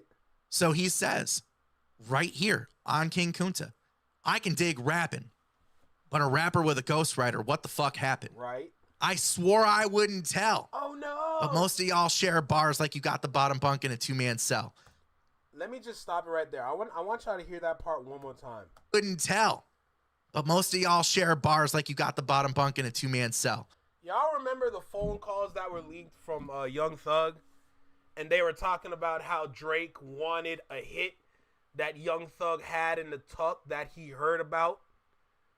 But instead of giving him the hit that Young Thug wanted, Young Thug said, yo, go in the file and just give him a hit that he can use. Let's hear that part one more time. I wouldn't tell. But most of y'all share bars like you got the bottom bunk in a two-man cell. From 2015, King Kunta onto Pimp a Butterfly, bruh. From 2015, this shit's been gwinning. That just goes to show you that the game changed a long time ago. The game changed such a long time ago, bruh. It wasn't about talent no more. It's just about creating a hit and then using whatever you got to use to push the hit. They're just pushing music, bro. They're not pushing art. But the art doesn't sell no more, so you got to give something a little better. You got to give something that's hype enough to get the crowd going, to get the crowd moving. The rappers that were able to rap and get the job done and make a hit from rapping made it work. But for all the other people out there that just couldn't do it, those individuals out there were the same individuals that were just thrown a hit. Somebody just took a hit and just threw it at them. It was up to them to catch it. Most of them niggas fumbled the shit. So what's up? Later on, King Kunta, the other line that is important in all this that I forgot to grab a screenshot of. Yo, oh, here it is. Yeah, right here. Damn. Everybody want to cut the leg off him. Kunta, black man taking co-lovers. I was going to kill a couple rappers, but they did it to themselves. The shit is elementary. I was going to kill a couple rappers, but they did it to themselves. Right. Everybody's suicidal. They didn't even need my help. This shit is elementary. I'll probably go to jail. Like, he's saying it openly. Like, he did it to himself. I was going to do it, but they did it to themselves. They didn't even need my help. Because Drake can't help but take from other artists. He can't help but take from other rappers and take verses from people and use ghostwriters. Don't kill me. And finally, the last thing that we see as a counter argument to our poetic justice theory is, well, I've heard and I've seen interviews in the media where, you know, Kendrick Lamar and Drake are actually friends. And if we remember when Friday tried to put that together. Oh, no, they're going to be friends after all this. They are never going to be friends, bruh. I remember watching that Culture United with Friday on it, bruh. They will never be friends. Ever. Like, if you know, he actually liked him when they were on tour. No. Again, he told you when he is outside, he does not belong to himself. He told you that clear as day on Buried Alive. And he also said during the beef, I walked this man down the whole time. Have you ever walked your enemy down? He calls him his enemy.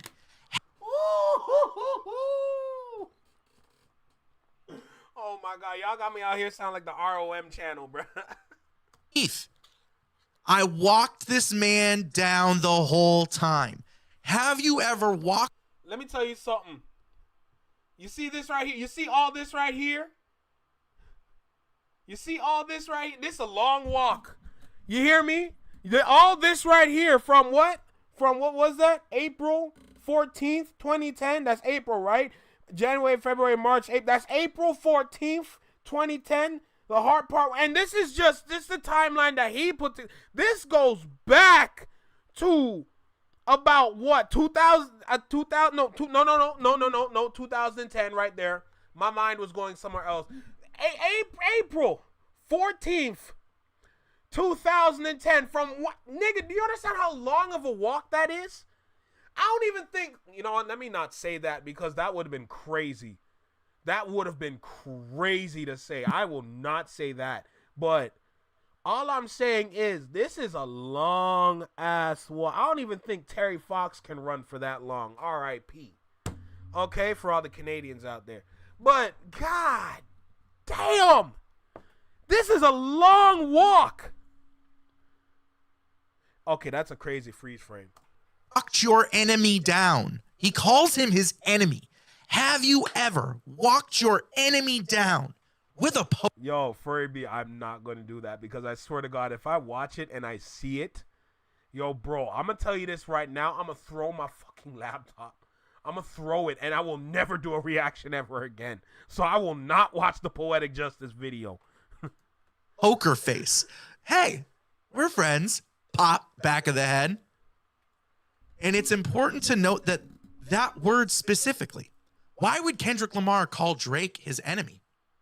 And where has he tried to show you that that Kendrick and Drake are enemies, or like, you know, Drake is Kendrick's enemy before? He does it on the Poetic Justice music video. But I could never write my wrongs unless I write it down for real. P.S. Enemigo. That flash. Did you see it? Slow it down. Here it is. Write it down for real. Enemigo. Flash. Yes. Into the chorus. You can get it. You can get it. You can get it. You can get it. Know just what you want. Poetic Justice. Put it in a song. And then it runs all the way into Drake's verse. And then Drake's calling the girl who got shot while he's got another girl in his bed. So, with that all being said, and now we are running a little bit longer than 30 minutes. Yes, I want to just do some housekeeping stuff. Madman, I see you. I understand, about the 5 a.m. Freestyle, or the 5 a.m. in Toronto song. I get it. The way I look at the 5 a.m. in Toronto, it's just Drake being upset about the MTV thing, and it's not really anything to do with like telling the story of Poetic Justice. But I understand you want to see it on the timeline. I'm going to add it to the timeline. I'm also going to add Determined off of Overly Dedicated from Kendrick Lamar's little EP that he put out in 2009, because he kind of takes a shot at Drake there too. I have seen that. What else? I think that's about it. But I want to say thank you to everyone who has been rocking with us from day one. Madman's one of them. Sarah Wong's one of them. My boy Lace Rhymes, Steve out in Vegas, Hunter Pax, Bill down in Watts. Y'all are just literally like so cool for just supporting us through this journey, putting us on, putting us up, always telling people to go and listen. Yeah, how you doing, D? Hope you're enjoying your day. My mind is just fried right now. Love from Compton, I appreciate you. This is Love from Toronto. Hope you're having a wonderful day. Thank you for stopping by to the live. I appreciate you greatly. Y'all know I got love for LA, but this damn video fried my brain. Furry B, you wanted me to watch. Yo, let me get this right. Furry B, you wanted me to go and watch the video. Okay, it's one thing. You wanted me to go watch the video. He played a part of the video in the clip. I told you, if I was to watch the video, I would have literally thrown my laptop somewhere and I would never do another reaction ever again. If I was to do that, and maybe I would stop myself from throwing said laptop. He played the clip from when you told me to stop it. He played the clip from the video. And from that clip, it already showed the part of the video where whatever happened. And then Queen comes in and then says, oh, did you realize the girl that got offed in the video was Hip Hop? And then here come Furry B with 3 target emojis. I would have thrown my laptop, nigga. You understand me? I would have thrown it out the window. Do you get it? Do you understand? Mother. Listen to what we're saying on this, and I really do appreciate it, from the bottom of my heart. Seriously, Des and I really do appreciate the support. We are a 2-man team, and it is hard, balancing jobs that we have both with our clients and trying to make content on this. So I appreciate the patience from everybody. Shout out to, of course, my fiance Desiree. She's just my rock, incredible. Wouldn't have a Poetic Justice Theory without her. And again, thank you very much for liking and subscribing and supporting the content.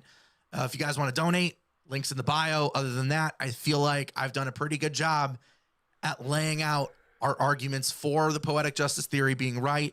And I feel like I've negated a lot of the arguments against why we're wrong. So thank you.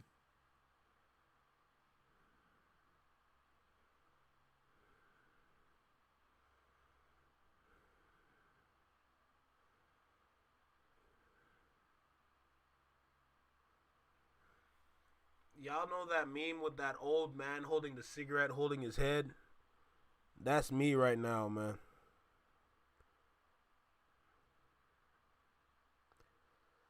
Yo, I just sat here and watched a crazy video.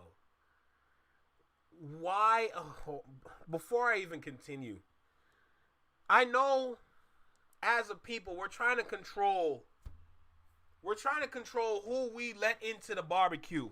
Because we've been letting in far too many people into the barbecue, and a lot of the wrong people into the barbecue. We've been letting a lot of them in.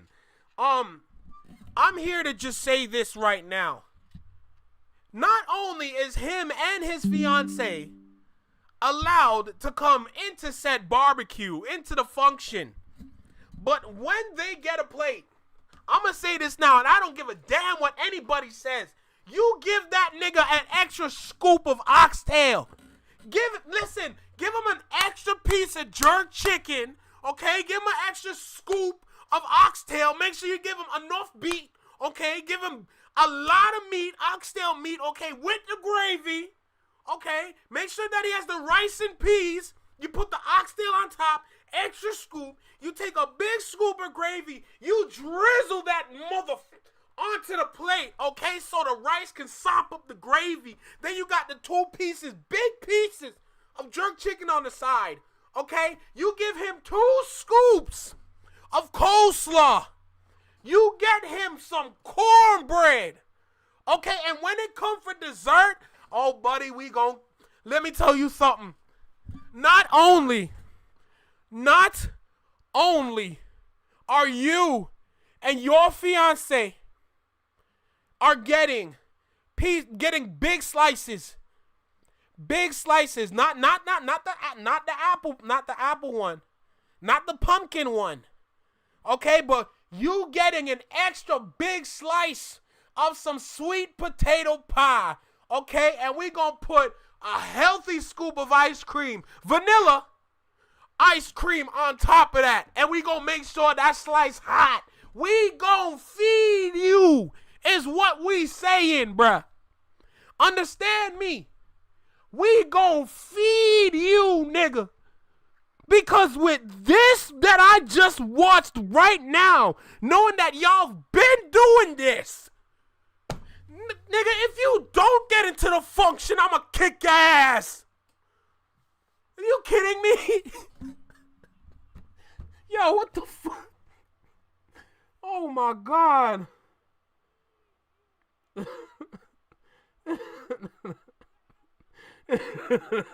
I ain't gotta be cheap and dead. Nah, he ain't about it. Oh my God. Bring out a plate. This man said he's gonna bring out a plate. I'm sick. I'm so sick, bro. Holy crap, bro. This video was absolutely insane. This was absolutely insane, bruh. This was crazy. I ain't gonna lie to you. Even if this is a theory, this is way better than anything that What's the Dirt has said that I've ever heard. Holy crap. Yo. They can bring their banana bread and not be kicked out. Don't kill me. Hey, Susie, you're damn right. Here, too. You ain't gonna find no pumpkin pie over here. Sweet potato. Only.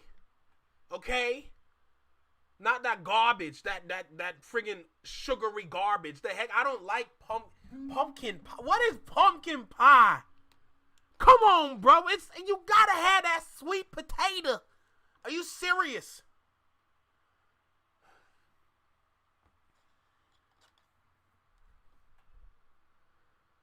I need more Torontonians on YouTube, bro. I need more Torontonians on this part of YouTube because enough is enough at this point. Enough is enough. Okay? Like we've been having fun over here. But we need to start having some strictness. We need to get strict. We need to be disciplined all over again here. So this is cool. All the rah-rah nonsense we've been doing for the past how many years has been great. But we need our artists to lock in. And with videos like this, with all the videos that I've watched, my God, there are some things that we need to air out here. Let me just say that first. This is some frightening ish. This man really thought, oh, Kendrick, are you serious? The dark one, Kendrick? Are you kidding me? I can wash him easy. I got a song ready for him. Oh, he has a 7-minute song. Well, guess what? I got a 6-minute song. Ain't nobody gonna sit there for 17 minutes and listen to a song. Yes, we will. Yes, we will. Ain't nobody gonna sit there and listen to a 17-minute song. I got a 6-minute song that I can drop on him. He's not ready.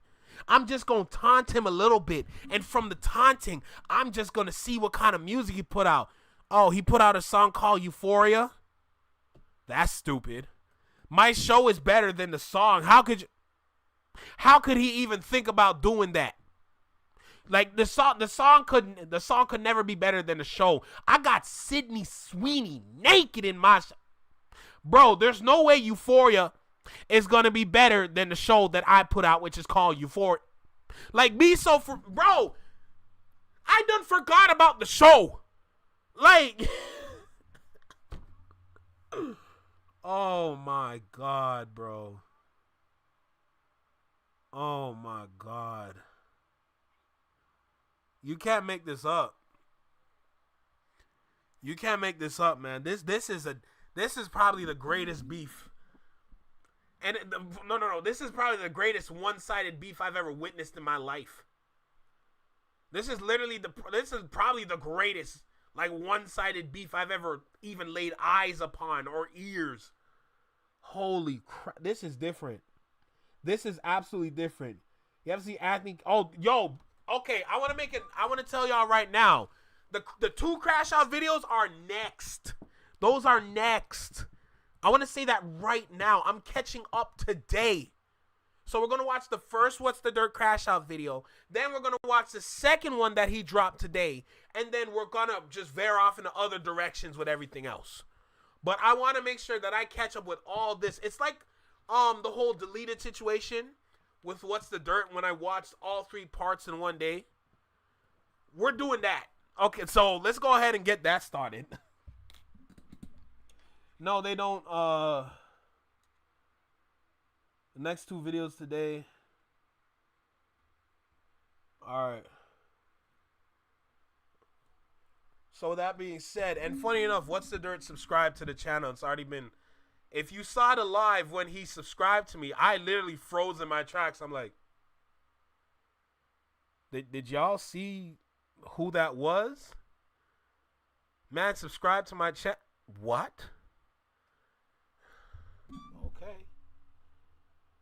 Okay. All right, buddy. Anyway, let's get on to the next. God damn, an hour and 34 minutes? I told y'all it was going to be a long one. I paused. I just got to say that. God damn. That's crazy. Well, that's another one for the books. Let's go ahead and get into that first response, shall we? Hey, make sure y'all subscribe with the notifications on this dude, bro. What's he called? Anthony Ambernoni. If that's how you say it. I think that's how you say it. Anthony Ambernoni.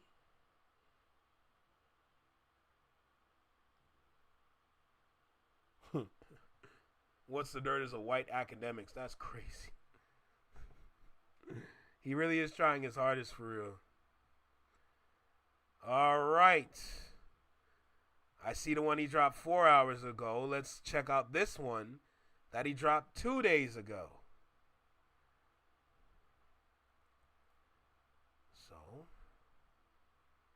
So last. Let's get started, shall we?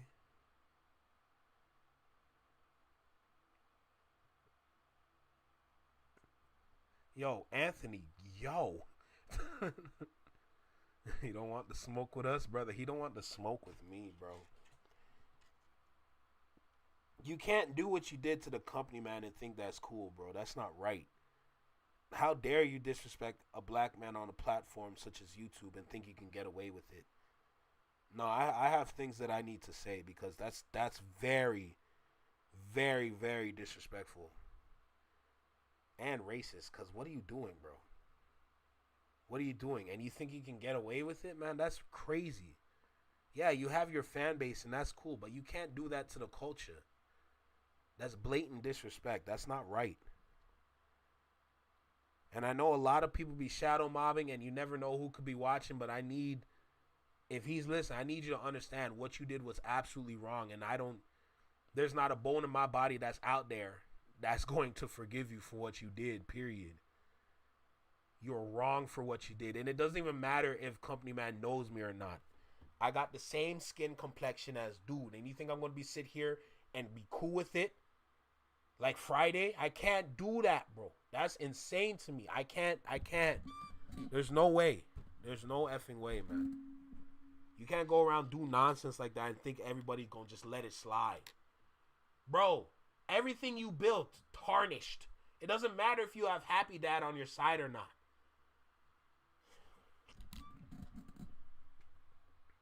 It's ridiculous. All right, let's go ahead and lock in. Because what's the dirt? Try to get at our new friend, our new boy, our new compadre, okay, Anthony Ambernoni. All right, what's the dirt's trying to get at him? And as a hip hop community on YouTube, we are going to rebuke said evil. You understand me? So let's go ahead and dive in. You do know how I start this, right? So let's go ahead and get started. Yo, you, right here in the small box, Welcome back to Flex Mob Reactions, only on the Flex Mob Network. I'm Flex. Welcome back to the channel. Oh boy, I heard things got a little aggressive over here on this side of YouTube. So I don't even want to waste any more time. I want to go ahead and dive in with the video. What's the dirt reacts to the poetic justice theory. You can tell by the freeze frame at the beginning of the video, he about to catch a body. So let's go ahead and get started. Make sure you like, comment, share, and subscribe to the channel. Drop a comment down below. Let me know something about the reaction. Hit that notification bell so you get notified when I drop my videos or when I'm live, like right now. And don't forget to hype the video. I'm new, okay? I'm not used to saying that, but hype up the video. Trust me. You're gonna enjoy this one. You best believe that. So, with that being said, y'all know I'm a yapper. Let's go ahead and dive in with this one. Let's go. So last night, What's the Dirt came into my DMs at 12:40 in the morning. Yes, that is what really happened. Nigga, why? And it's because he tried this feeble attempt to disprove or debunk the poetic justice theory to all of his followers and all of the Drake stans that still follow What's the Dirt. I want to show you guys the DMs because to me, I think this really does show you how nervous the other side is about this story leaking out, because it is a big deal. You know, I've seen a bunch of YouTube creators get on here and react to our some of our videos, which has been incredible. That response has been awesome.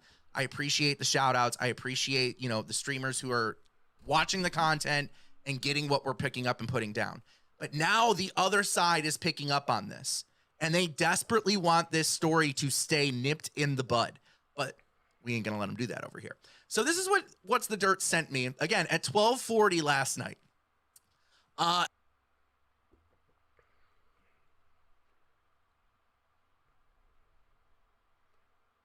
Matthew, you could, first of all, I read the first sentence. You could have kept this whole thing to yourself. Why did you think DMing this dude saying this theory is dumb was a good idea?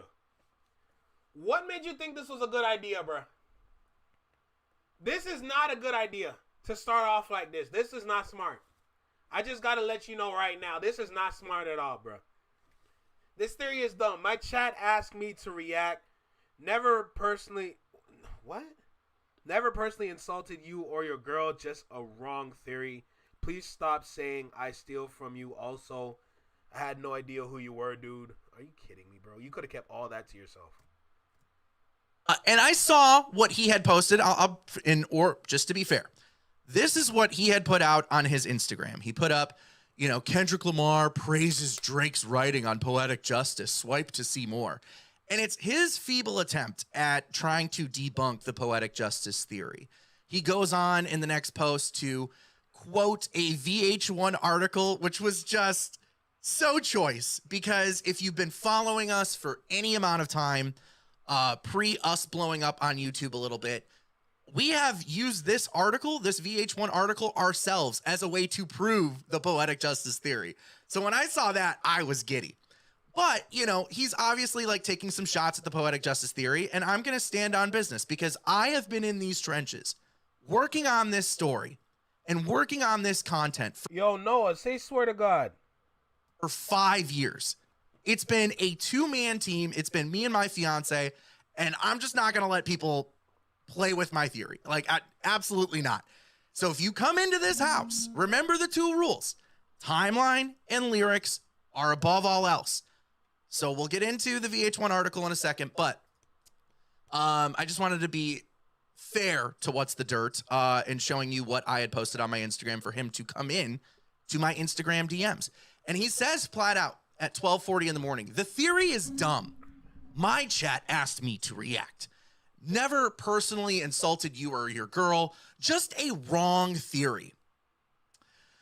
Please stop saying I stole from you. Also, I had no idea who you were, dude. And it should be noted that at one point in time, What's the Dirt was kind of looked at in the hip hop community as someone who does what me and Desiree Rose do, which is decoding lyrics, giving you the little inside scoops that you normally wouldn't get from Genius, right? Like, that's how he built his platform. Well, a bunch of y'all have been saying in my comment section, hey, please, for the love of God, don't turn out to be anything like What's the Dirt. Because what happened was, somewhere along the line, he got big enough and built his platform up to the point where it looks to me like he became paid off. He started collecting a bag from somewhere else other than his YouTube subscribers, other than people supporting his content. Happy dad. I know he ain't gonna say it. And you can very clearly see that reflected in the type of content that he posts. So just kind of keep that in mind, right? And it should also be noted, once upon a time, before he went through and deleted a bunch of his videos from before 2 years ago on his YouTube, because you can't find a video before then, at one point, I had people in my DMs emailing me, tagging me in videos where What's the Dirt is openly talking about the poetic justice theory on videos. Magically, suddenly, all those videos are now gone, or that video in particular is now gone. So I find this little message he sends me at 12:40 in the morning a little disingenuous when he says, please stop saying I steal from you. Also, I had no idea who you were, dude. Dog, you cruise Reddit. You cruise Reddit for rap topics to talk about. You and Drake are not Pat Stay. You have no content acumen. Drake has no battle acumen. Y'all are not Pat Stay. Like, stop it. I don't want to hear it. So I just send back because I'm trying to get some shut-eye because now I'm geeked. Now I'm ready to come downstairs and film. All I said was, why would you say something then delete it? That's not very Canadian. Yo, listen, I feel like I got to take up for all the Canadians on YouTube, bro. I'm so sorry for us. Listen, yo, to everybody outside the Canadian borders, I sincerely apologize for us, bro, because this is crazy. Like, I feel like that's the point that I've gotten to. Like, I gotta apologize for other Canadians out here, bro, because the way we be moving on these platforms, we think we better than everybody else, bro. We really think we out here better than everybody. No, who the hell we are not. Let's just make it clear. It's ridiculous. I apologize for us, bro. I am so sorry. Because every Canadian I know that I play hockey with, when they talk, they usually back it up. And I just kind of throw in like a little Canadian hockey reference, like elbows up. Tomorrow, dog. Massive. Dot the Marco. Get some sleep. And that's just basically like, it's on. Like, it's on. Like, you're gonna throw my theory out there. You're gonna try and besmirch my name, besmirch my work. It's on. I don't give a fuck. So he continues after I say that and I take my little happy ass to sleep. He sends more. Anthony's Canadian? Nah, say swear to God Anthony's Canadian. Yo, hold on. Whoa. Tell me this a lie. Is Anthony Ambernoni Canadian or not? Let me know if he's Canadian because I heard he wasn't. Messages. LOL, my guy. I didn't diss you. The theory makes zero sense. Okay. Relax. All right, Josh. You're mad now because I disagreed with your theory? Welcome to content creation. No, I'm not mad. I'm actually genuinely excited to make this video. Don't kill me. You are scared. There is a huge difference in energy. Okay, bet. Someone who's like trying to like have an honest discussion or an honest discourse would have tried to bring me on like multiple other creators have tried already. He would have reached out via email. You can find that. You can find me, dog. It ain't hard. But no, you wanted to post a piece of propaganda to back up your boy's talking points. Yo, Anthony. Bro. You and Drake are not Pat Stay. You don't. I'm telling you, dog. It's up. So he continues to say, "You're mad now?" No, I'm geeked up. I'm fucking war ready. Most people outside of insane Kendrick stans will see it the same way. No, they're not. Because literally, this man said he's geeked. Yo, let me tell you something. I don't think I ever heard a white dude said he geeked up. Yeah. I've never heard a white dude say he geeked up. This man said he geeked up. He's war ready. Leave him alone, bruh. Leave him alone.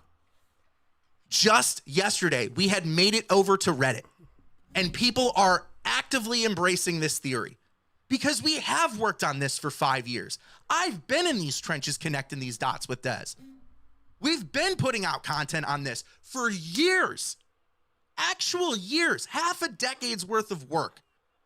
And what, you're just going to put up a little Instagram post and think that you're going to like get rid of me? You're out of your fucking mind, dog. Also, welcome to content creation. I've been in these trenches making content since before your YouTube channel was a thing. I was one of the youngest radio personalities in the history of the city of Detroit at a hip hop station. White boy in that bitch just fucking ripping. Who the fuck are you? Yo, yes.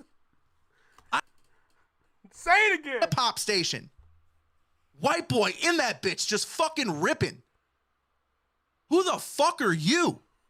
Oh, we got a battle, baby. Oh, damn. Whoa. Hold on a second. Stop everything. The last time I watched this video, which was a couple minutes ago, he was at 3,970 something. Now it's 4,060 something. Subscribe. Yo, this nigga climbing. He is climbing right now. This is crazy. I have no reason to go back and forth with you online. So if you want to be childish and make videos about me and lie. Dummy, you're the one that started the conversation talking about, oh, I'm not trying to go back and forth with you online. Why did you jump in his DMs? Why did you think a good idea was to jump in a man's DMs? Like, what's wrong with you? Is there something wrong up here? I swear, I got to apologize for a lot of Canadians, bro. Because I promise you, we are not like this. We are not like this, okay? And if some of us are, I'm not. We do not do that. Like, ever. Like, I swear to you. Lie about me, then go ahead. I'm not lying, dog. It's your people. It's your subscribers who remember you making content about my shit. The fuck are you talking about? You can try and use this as some moment to boost for your channel. I don't need the boost. Because guess what? Watts is checking in. Compton is checking in, giving a thumbs up. LA's checking in, giving a thumbs up. Vegas is checking in and giving a thumbs up. Y'all remember that one meme with Lil Wayne where it's like, ooh, ooh. Atlanta is checking in and giving a thumbs up. Chicago's checking in and giving a thumbs up. Got it. Canada, Toronto is checking in, giving thumbs up about it. So what's up, Nick? Let me stop. You and your boy Drake are not Pat Stay. You can try and use this as some moment to some sort of boost for your channel. All I did was disagree with your theory because it's insanely wrong. No, you're just on the fucking take. You're just getting fucking checks now to say shit. Don't be disingenuous here, dog. Stick to the lyrics. Stick to the timeline. You got Atlanta. You got who? You got Queen over here. Queen right here from Atlanta checking in. So what's up, Nick? So what's up, bruh? One who does this type of content. I don't even make this type of shit. I miss making happy relationship content with my fiance. Damn. But I can't because this is a higher purpose right now. Damn. Because the media isn't actually doing their fucking jobs and reporting on it the right way. Damn. So I gotta be the one in the trenches doing this shit. DeMarco. Fucking ridiculous. No content acumen. No battle acumen from your boy. You and Drake are not Pat Stay. What did Funk Flex said before? This is fucking bars, nigga. Y'all niggas can't dream of rapping like this.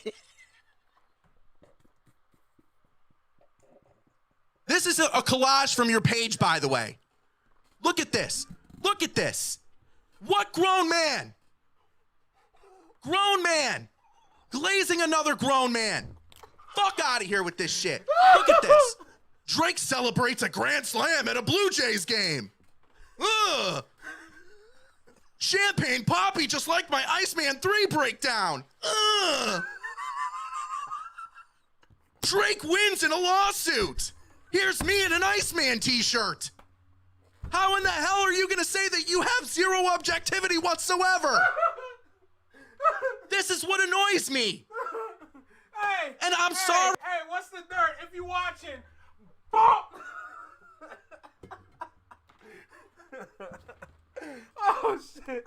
To any black person or person of color that was giving me shit years ago, saying, hey, we need to bring in gatekeepers because we can't just let anybody in here. I used to get defensive against this shit. I understand now, because why would you trust somebody like this? How can you say that you're being completely objective when your page is bought and paid for? Fuck. Hey, by who? You think I didn't see it, nigga? Happy dad. Yeah, boy. Out of here. You and your boy are not Pat Stay. Oh, shit. Anyways, yes, I have seen this tweet. And it's just funny to me. It really is just funny to me. Also, the poetic justice theory claims that PS stands for Pac Shakur. Look, if Kendrick wrote that verse for Drake, don't you think he would... Hey, Raven, you tell him, bruh. You let him know. I just caught it. You let him know, bruh. Swear to God, bro. Revealed that in the battle? He fucking dead!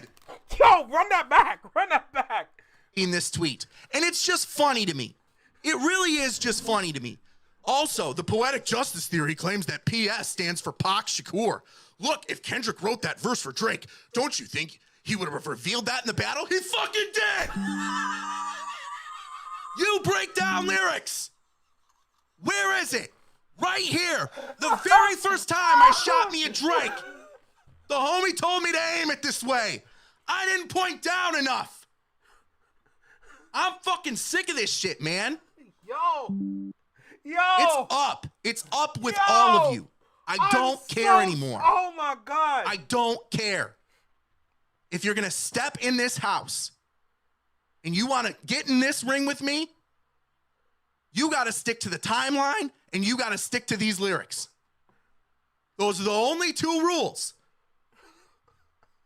But I'll humor you, dirt. I'm going to bury you in it. I'll humor you. Here we go.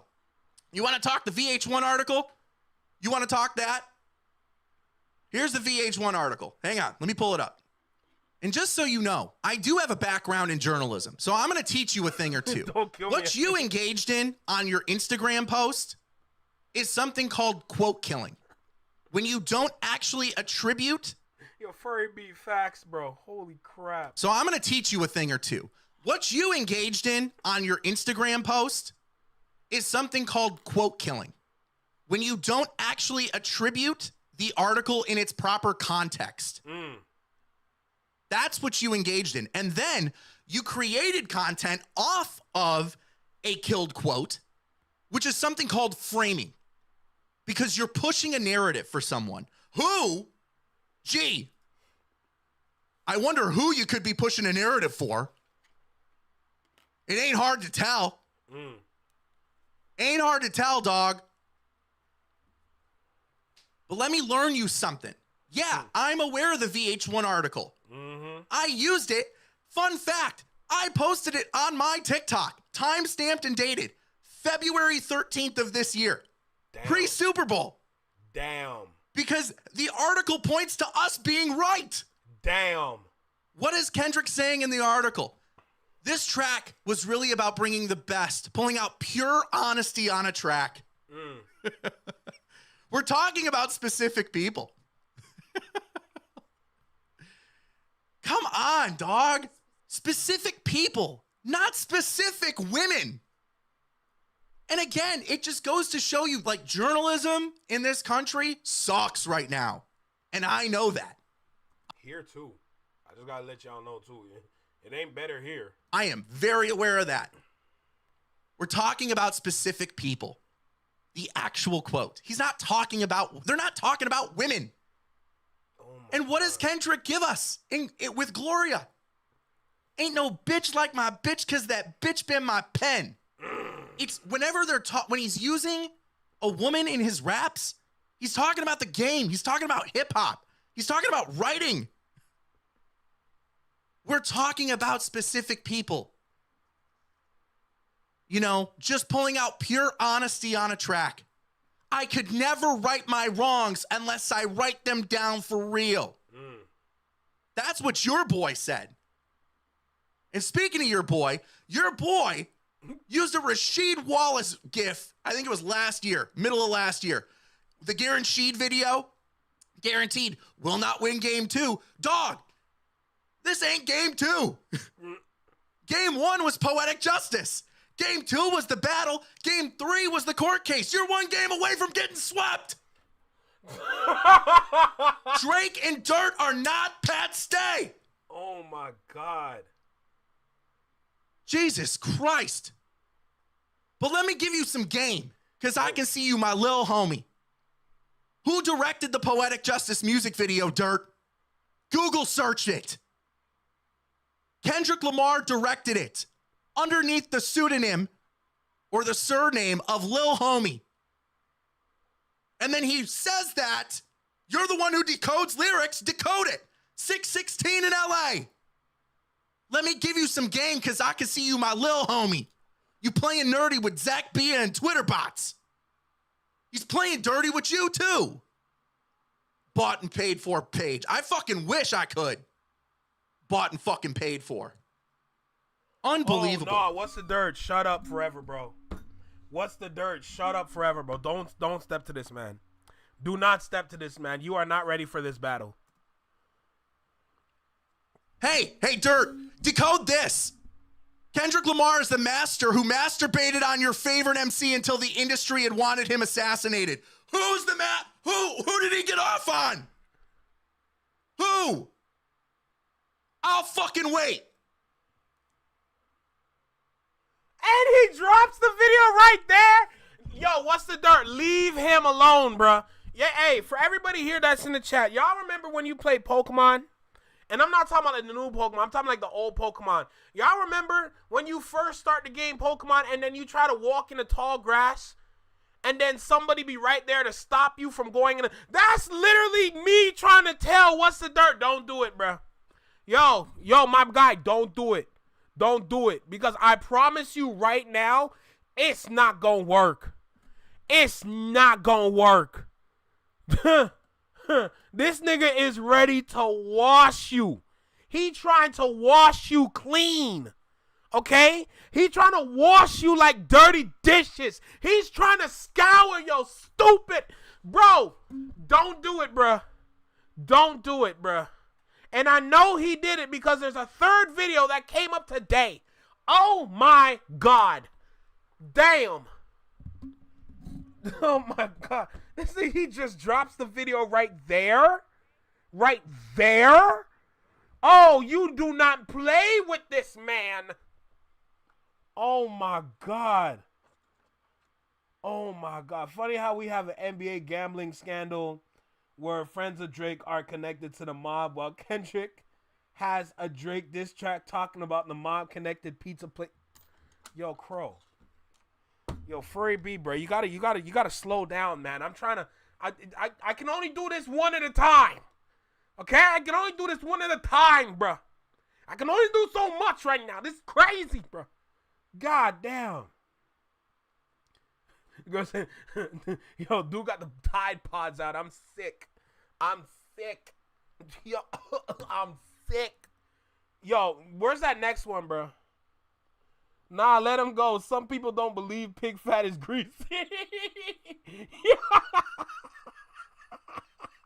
Yo, I'm fucking dead, bro. I'm fucking dead. That is funny as shit. Hey, let me get that next one going, bro. Oh my God. Yo, like, comment, share, subscribe. Flex Mob, yo. Y'all know the vibe. Yo, where's the next video? I need to get that one up immediately, bro. Yo, but why? Yo, Anthony, why? Yo, Anthony, why, bro? Talking about swallowed. Like, bro, what are you doing? Oh my goodness. And we got another video, 20 minutes.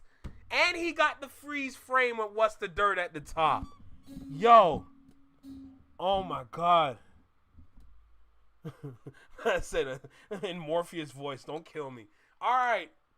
Another one. Amber, what's the name? Anthony Ambernoni. Oh my God. Here we go. Let me just hit the record button. Let's just go, bruh. You see it. You see this the third response. Okay, so let's just go ahead and knock this one out right now. Okay? So let's just start. Let's just start right now. Wow, this is going to be crazy. Y'all know how I start this, right? Okay, let's go. Yo, you right here in the small box, right here in the small box. What the hell did I come home to? Welcome back to the Flex in My Network. I'm Flex. Welcome back to the channel. Damn. The second one was crazy, but it looks like we got a third one, so damn. Y'all know what time it is, so make sure you like, comment, share, and subscribe to the video. Drop a comment down below. Let me know what you think about the reaction. Hit that notification bell. The same way how What's the Dirt about to get hit. Alright? Hit that notification bell so you get notified when I drop my videos or when I'm live like right now. And don't forget the hype. Don't forget to hype the video. And that being said, let's get started, bro. Oh my goodness gracious. Hi, Matthew. Can't wait to address your hit piece today. You made a video about the wrong one, and I can't wait to eviscerate you. This is going to be a layup for me, dude. I challenged you to stick to timeline and lyrics. And what did you do? You did the thing that I accused you of. You quote killed, you framed, you chopped and edited a hit piece, not about my theory, but about my character and my fiance's character. Oh, no. Fake bully. You are not Pat Stay. Let's get into it. Can't wait. Absolutely ridiculous. Basically, their theory hinges on a conspiracy that Kendrick wrote Drake's verse on Poetic Justice, and that Kendrick wrote it so that Drake would diss himself. Yes, that is the premise of the Poetic Justice theory, but nowhere in your video did you do the thing I asked you to do, which is address timeline and lyrics. Because you can't, Matt. You can't address timeline and lyrics.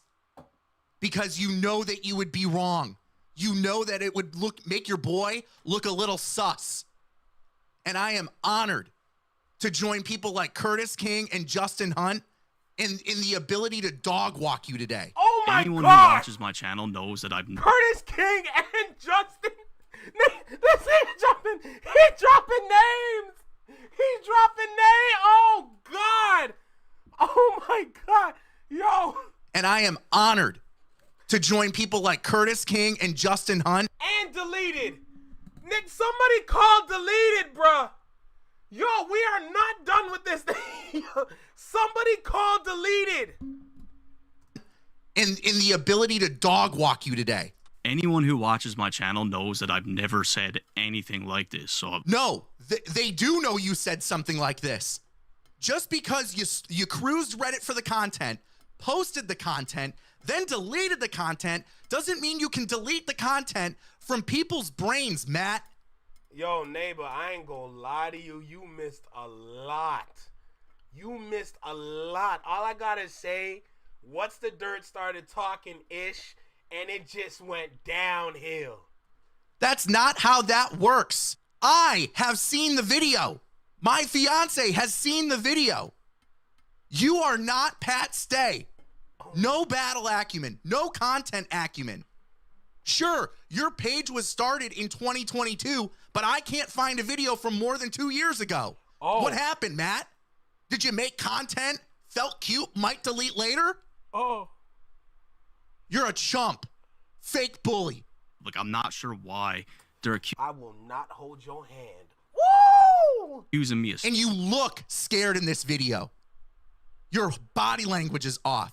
Your facial expressions are off. You're not speaking with confidence on this subject because you are a guest. Hey, it's one thing when you see niggas fight, but when the white people start to box, I just gotta say, we gonna have a show. We about to have a show. You hear me? Oh, buddy. You're a guest in this discussion, and you are a guest in this culture, which you fucking forgot about. Call me a culture vulture? I haven't made a dime off of this, Matt. You make your channel, you make money on your channel, don't you? You make money off of black music. And you make money off of black Americans who listen to black music. That, by definition... Like I said, this Canadian right here, that literally just came back from America. I just gotta let y'all know one time. Y'all kind of know my story already when it comes to the way I be talking here in Canada, in Toronto, because we have our own accent here, but I'm not a fan of it. I grew up watching a lot of American television, including the news, bruh. Literally, in my household, around 6 p.m., we flip it to Channel 3 to watch global news. And then we would go immediately to NBC News, ABC News, Fox News. We would go to literally American channels after to get y'all news, bruh. Just think about that for a second. So from the cartoons to all the shows, movies, everything I've been watching was American, bruh. Real talk. So, y'all already know my story already. For the people that's been with me for a minute, y'all already know. But I just got quickly letting the new people know, yo, this Canadian is right there with y'all. That's all I gotta say. If you are not serving a higher purpose to elevate people, is the definition of being a culture vulture, Matt. Oh my God. This is a fucking layup. Stealing it. Anyways, because they posted their Drake Kendrick. By the way, I haven't even gotten into timestamps and dates. This is just the first 3 minutes. Video in 2021, And you blur out my video like a bitch. and my big Drake Kendrick video And then you try and flex. Who gives a fuck? was posted in 2023. They're trying to act like And then you blur out my page. Why? So that way your followers don't come to my account and see that you might be full of shit? And that I actually have been doing the work like I said I have been doing? they started this trend of breaking down the beef. Never said that we ever started a trend about breaking down the beef. What we did was find poetic justice. And guess what? We stayed in that effing lane. We stayed in Hey, Queen, I appreciate you. Real talk. No cap. our lane out of respect for the culture. Amen. You are not Pat Stay. Slow it down. I just dissed you. Not the conceited reference. Yo. Bars. Fucking bars, nigga. You may have been friends with the man, but that doesn't make you the man. Pat Stay earned his respect from from black battle rappers here in America. You haven't earned shit. Which is absolute nonsense because, as you could see here, there were many creators that broke this down long before them. Then there's what they actually talk about in that 2021 video. Their breakdown is really basic, and they only really talk about two things. Yeah. They talk about the Club Paradise tour, and they talk about this insane poetic justice theory. That's literally it. There's nothing else about the beef, nothing else about the subliminals, nothing about interviews, no in-depth history. They literally do no in-depth history, nothing about metaphors is what you continue to say. I pulled the clip down to the second of where you were clipping from. Let's see what we have to say, Matt. Hang on, here it is. Says, every time I write these words, they become a taboo. It's forbidden, so he has to code taboo this. means forbidden. So every word has another meaning, so you have to go back and look at what the word means. And you have to code it. He has to get played. At this point in his career, it's 2020. This is a layup. You did a hit piece on my character. You punched down on my autistic fiance. Oh! 12, and he's recording Good Kid, Mad Yeah. City. Section 80 didn't sell, so he can't say what he wants to say. What he wants to say. He has to play this game and pimp Drake out in order to get his message across. That's why he keeps saying gold lines and gold mines in these. We're breaking it down, Matt. We're breaking it fucking down. But you wouldn't know because you don't do that. And then here, because you did such a bad job on your internet hit piece. Here's this. Today is that we're going to You forgot to find this one, Matt. everything. This is the Offshoot podcast. Put up February 8th, 2021, where I'm connecting the dots in a timeline. Here, let me run it back we're for gonna you. Connect everything that happened in episode 1. This is 2021. I break down control. I break down the subliminals. You are not Pat Stay. No content acumen. No battle acumen. You picked the wrong one. To these moments after Timeline, poetic justice. control, subliminals, all of it. On record, time-stamped and dated before you fucking existed. You are a guest in this culture. You are white and Canadian. Know your fucking place. Yo! And I think I've laid it out in a way where it truly does make sense. So, I'm sorry, bro. Oh my God, yo, gang, listen, gang. They shooting outside. Duck. Run to the basement. They shooting outside right now. Oh my God. What did Allison say? These are fireworks. These are nuclear missiles coming from one side, going to the other.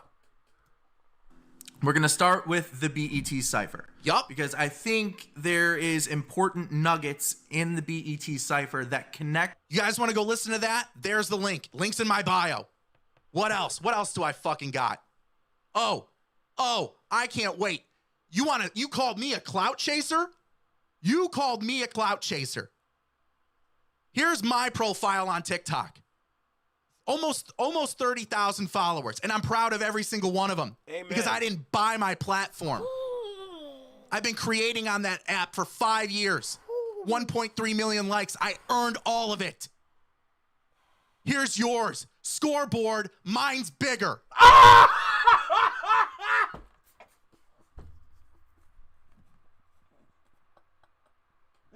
Oh my God!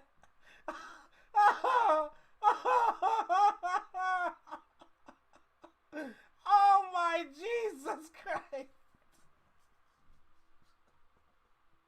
Yo, let me tell you something. And yo, I want y'all to pay attention right now because I'm gonna teach you something about the algorithm on TikTok real quick. So, let's look at Anthony's algorithm. So, well, not algorithm, but his numbers. One thing that I've been noticing from TikTok And what I'm going to explain actually helps Anthony in this case. From a Canadian, by the way, hey, right here in the small box. The reason why his numbers are true. On TikTok, I just got to say this. On TikTok, TikTok is one of the hardest platforms to earn your followers. I just got to say that first. A lot of times on TikTok, you're going to get likes. You're going to get likes right here. Okay? So he has 1.3 million likes. On TikTok, it is very easy to get likes. It is almost effortless to get likes as long as you have the right content and you fit the description of what people desire. It's nasty, it's harsh, but that's what TikTok is. If you don't have a message or you don't have a voice, it's going to be hard to earn the likes and the followers. It's easier for people to like a video than to follow it. To hit the heart is effortless. On TikTok, you're going to get a lot of likes, but followers is hard to get. So when I see this ratio right here, and this is a big ratio, from the likes to followers, I don't look at following, but I just look at the likes and followers. From the likes to followers, this is correct because that's usually a huge margin in between each other. It's usually a massive margin. You can get literally 1,000 likes on a couple videos and maybe get about like 30 something followers gained from that one video that got 1,000 likes. That's how nasty it is, and that's how difficult it is to build on TikTok. So when you see certain platforms out there and their ratio looks like this, yeah, I hate to break it to you, that shit was bought. If I'm gonna be honest, bro. This right here, it's not supposed to even look like this. This don't look right. And then look, hip hop YouTuber, over 380,000 subscribers on YouTube. Team Happy Dad. Oh, Team Happy Dad too. But this is all you got? Yeah, bro. And don't even get me started on connecting the dates to the likes and followers. So, yeah, nah. Bro is cooked. Bro is cooked. He's cooked as hell, bro. Oh, by the way, for the people that are new here, I graduated for advertising and marketing communications. Hi. Flexing my network here. More followers, more likes. And I didn't buy it like you did. Damn. And I didn't make it all off of black culture. Oh, shit. And then guess what? My fucking lovely ass fiance, the one that you made fun of, wipes us both down, bitch. See, the proof is right here again. The proof is right there again. 10 million likes to followers. She earned that. You're supposed to have way more likes than followers, bruh. It is hard to build followers on TikTok. It is not easy. It is not easy. And that's not even the hardest platform to build followers on. The hardest platform to build followers on is Twitch. That is the hardest platform. Because everybody that's on YouTube, majority of them are not even on Twitch. Twitch is a young crowd platform. Yo, bro is cooked. Cooked, exposed. Sure. And then guess what? My fucking lovely ass fiance, the one that you made fun of, wipes us both down, bitch. You are not Pat Stay. I have repeatedly said that I am a guest here. You know, we know that we're white, and and we know, obviously, yeah, and yeah, we know that we're white repeatedly, and that we are a guest here, and we just want to contribute to. We are guests, and we stay in our lane. Know your fucking place. What else? What else do I fucking got? Now I'm heated. Here's my private DMs. Here's my private DMs. Random people on the internet coming into my shit unprovoked, telling me to watch this. All these YouTube creators are...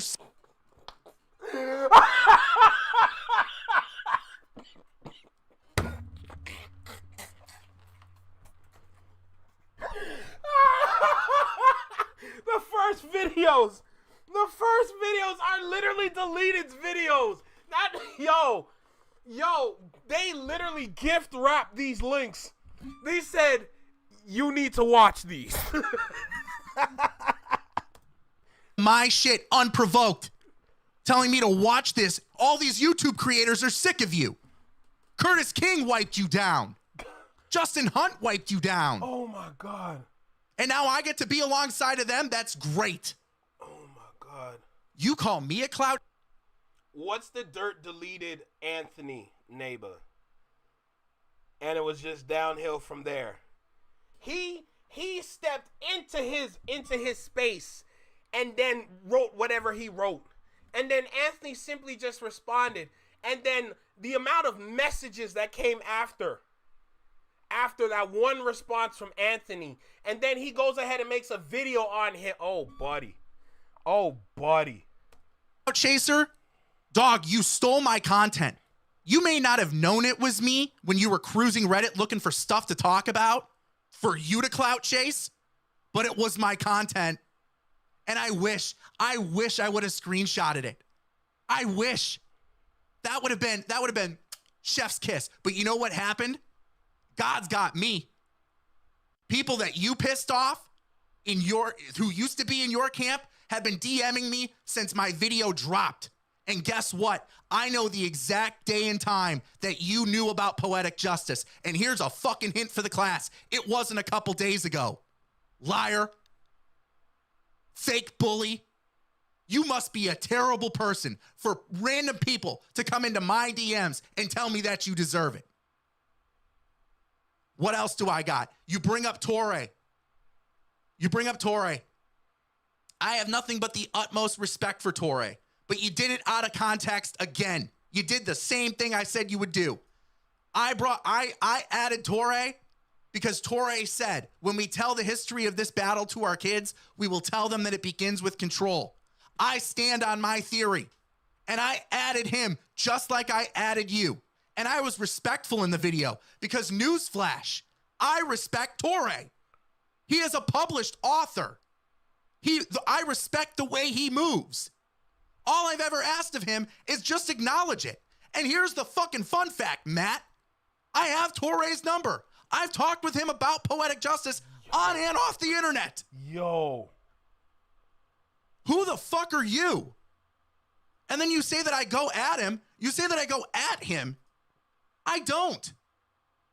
The only reason why I confronted Torre is because I said, typically what happens when talking about the Poetic Justice theory is we got to do this right. Hold on. We got to do this right. Nah, let me tell y'all something. If we're going to do this, we got to do this right. Hold on. Give me a second. We got to do this right. I will not continue until I hear this. I will not do a single thing yet until I hear this. Okay, we're going to continue to watch this video. But while we're watching this video, we need to do this. These bigger hip-hop channels and these bigger hip-hop creators ignore our theory because we're isolated out here. And I made a video about Argentina. I made a video about sending Argentina $20 billion. He didn't respond to the video where I confronted him about Poetic Justice, but he did respond to the one about Argentina. You didn't do your homework. Fake bully. What else? Let me think. Oh, yeah, the fact that you did a hit piece on my character. Ridiculous. You call me a culture vulture? I have never swayed from talking about Poetic Justice or things that could be related to Poetic Justice that I see. You pull the cringiest clips of me. You pull the cringiest clips that you could fucking find. Because I make original content about my life. I live outwardly online. I am myself. Oh my. I don't cosplay black. Oh shit! Oh shit! Did he just say he don't cosplay black? Oh my god! Nah, run that back for me. Because I make original content about my life. I live outwardly online. I am myself. I don't cosplay black, bitch. To me, kind of leads me into this second part of this question is do you hate white people? On record, time-stamped and dated. I don't like white people, Matt. What kind of culture vulture? I hate my own people. Like, because I'm not even gonna lie, like I walk around this house constantly, and I've told multiple people this. Like, I fucking hate white people. Let's keep looking. Here's the first time I talked about Lamar poetic justice. It was in got 2021. Drake to diss himself on poetic justice, and for whatever fucking reason, You tease me about Tupac? You tease me about Tupac? I study Tupac, dog. Sure, I listened to him as a kid, but I didn't study the man until I was in my 20s, and then a few days later, I find the biggest fucking gem in hip-hop history. What could be? You don't know nothing about that. just ignore. And then guess what? Oh I my go God. on and move on with my fucking life. Oh my god. And I make radio content because I'm a radio personality. Oh my god. And then guess what? Dog, I how did start Anthony calling call out it? the media and the way that radio personalities move, pushing propaganda on the airwaves. I move on with my life and live outwardly because I am proud of who the fuck I am. Oh my god. I make relationship content with my fiance in my spare time because it makes me happy. Oh my god. It's our bonding experience, Matt, and you could never humiliate me the way I choose to humiliate myself. Fake bully. This is a video about me coming quickly So good. No! and how I would fuck for 10 seconds and nut. I make fun of myself. Wow. A+. Other videos of me wearing a wig, talking about breaking the fart barrier. Fake bully. You must be a terrible person. You are not Pat Stay. No battle acumen, no content acumen, nothing. There was nothing in your video that disproved our poetic justice theory. Got a real problem. Absolutely nothing. He really did. I turn live into outwardly Eminem. online because I love my Hey life. Drake, that's how you do it, bruh. Someone tell Drake that's how you turn into Eminem, bruh. That's how you do it, bruh.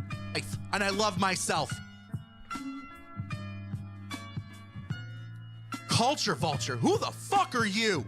Oh my god. And then here it is. The beef starts popping off, and I start talking about poetic justice. Yeah, we are that couple that broke this Because people remember that we were the couple that broke that element of it down. whole beef between Drake and Kendrick Lamar down a couple of years ago. Our thesis is very simple. And then more Kendrick content because the media wasn't putting it together and giving the man his credit. So I had to keep talking about it, Matthew. And then guess what? After it died down and no one picked it up, I moved on with my life again. I put out part 3. And then guess what? I make OG content again because I am myself. 2 milli ball right there. GPT Boss Part 3, 2 million views. You've never had a video on TikTok do that much in numbers. I know because I fucking looked. This is part 3 in a series about my boss having ChatGPT. You are a terrible person. Oh my god. And then you talk about my squabble up theory, which I haven't published yet. And I'm gonna let you guys in on a little secret. I have 2 jobs. Desiree has 2 jobs. We have 3 cats, 2 kids, and a dog. We got shit going on in our life. This is our fucking hobby. Oh my God. Not my job. I don't get paid from this. Like fucking Matty Nosebeers does. So when I publish stuff online and it's just quick, just me talking to the camera, that's the spare time in my life or the spare time in Dez's life to put something up, time-stamped and dated so that way we can reference back to it. But when I look at Squabble Up, I can't help but see multiple references. Right here, fallen from a money tree, and it grow throughout the months. Spit a loogie at the camera, speeding off. Yeah, it's us. Whoa! Whoa! Multiple references. Right here, fallen from a money tree, and it grow throughout the months.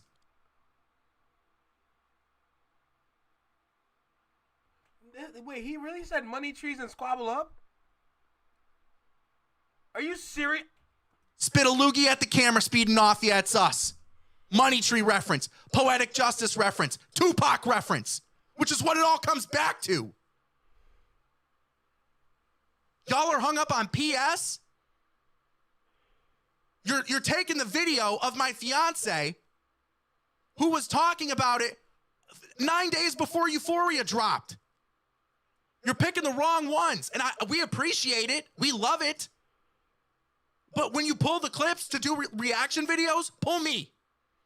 Aiming at me. She's the producer. Walked in, walked out with the safe because they pulled a heist on Drake.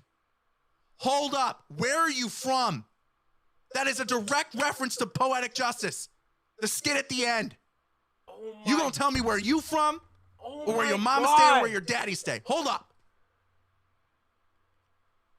And I will publish our Squabble Up theory. No, and Anthony, that's not N95. That's fucking Family Ties. Remember in Family Ties when it got to Kendrick's part, and he was driving the limo, and he spit out the limo. He spit out the limo, then bust shots, and then drove off. Isn't that Family Ties? Congratulations, Matt. You found my biggest reach in 5 years. Good for fucking you. Oh, and then the Jim Jones one. You say, I don't know that Jim Jones is clear, or Pusha T is talking about Jim Jones. You didn't look in the comments section, bro. Oh, my God. Right there, talking with my dude, Bill. Shout out to Bill. Shout out to Watts. I say it. Here, slow it down, Matt. I'll fucking read it for you. Oh! I know. Oh, shit. Oh, shit. Slow it down. I'll effing read it for you. Oh, my buddy. Slow it down, Matt. I'll fucking read it for you. I know. Pusha said it's about Jim Jones. But Jim Jones hasn't been culturally relevant in more than a decade. And if you're up on the poetic justice theory, you know that Pusha T knows, which means Malice knows. Because Pusha T says in Infrared, when he's going at Drake, how can you right your wrongs when you don't even write your songs? Oh my God. So to me, it looks like a deep-rooted inside joke amongst 3 incredibly talented musicians, poets, and writers. Oh my God. When I see the line, I think, whose fame is really escaping relevance? Embalmed and bloated, they're now viewing you. Remember the photo of Drake at the white party after the beef? Oh my God. The internet noticed, everyone noticed how stressed Drake looked. And then when Pusha T says when those lab diamonds are under inspection, I think about fake diamond songs that are now under inspection because people are combing through Drake's discography. Oh my God. Because Jim Jones doesn't have a diamond record and Drake has 10. Oh my God. It's well thought out.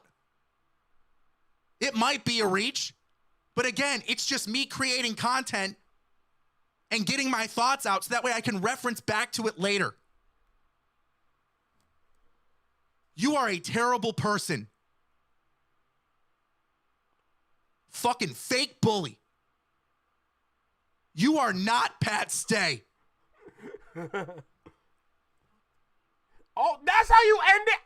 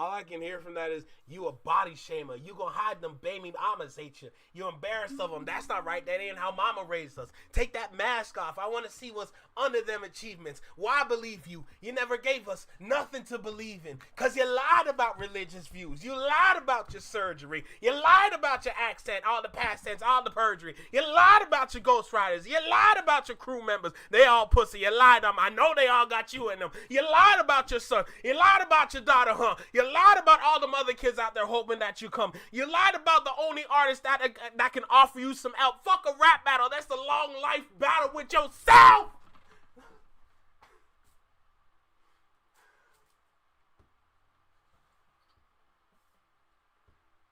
Yo, what's the dirt?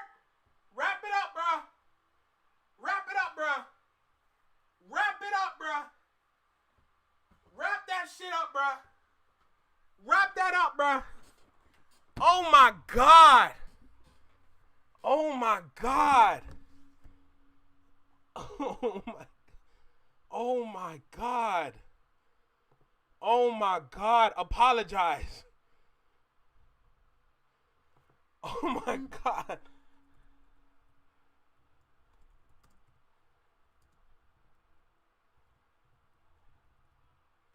Oh my God. I am speechless.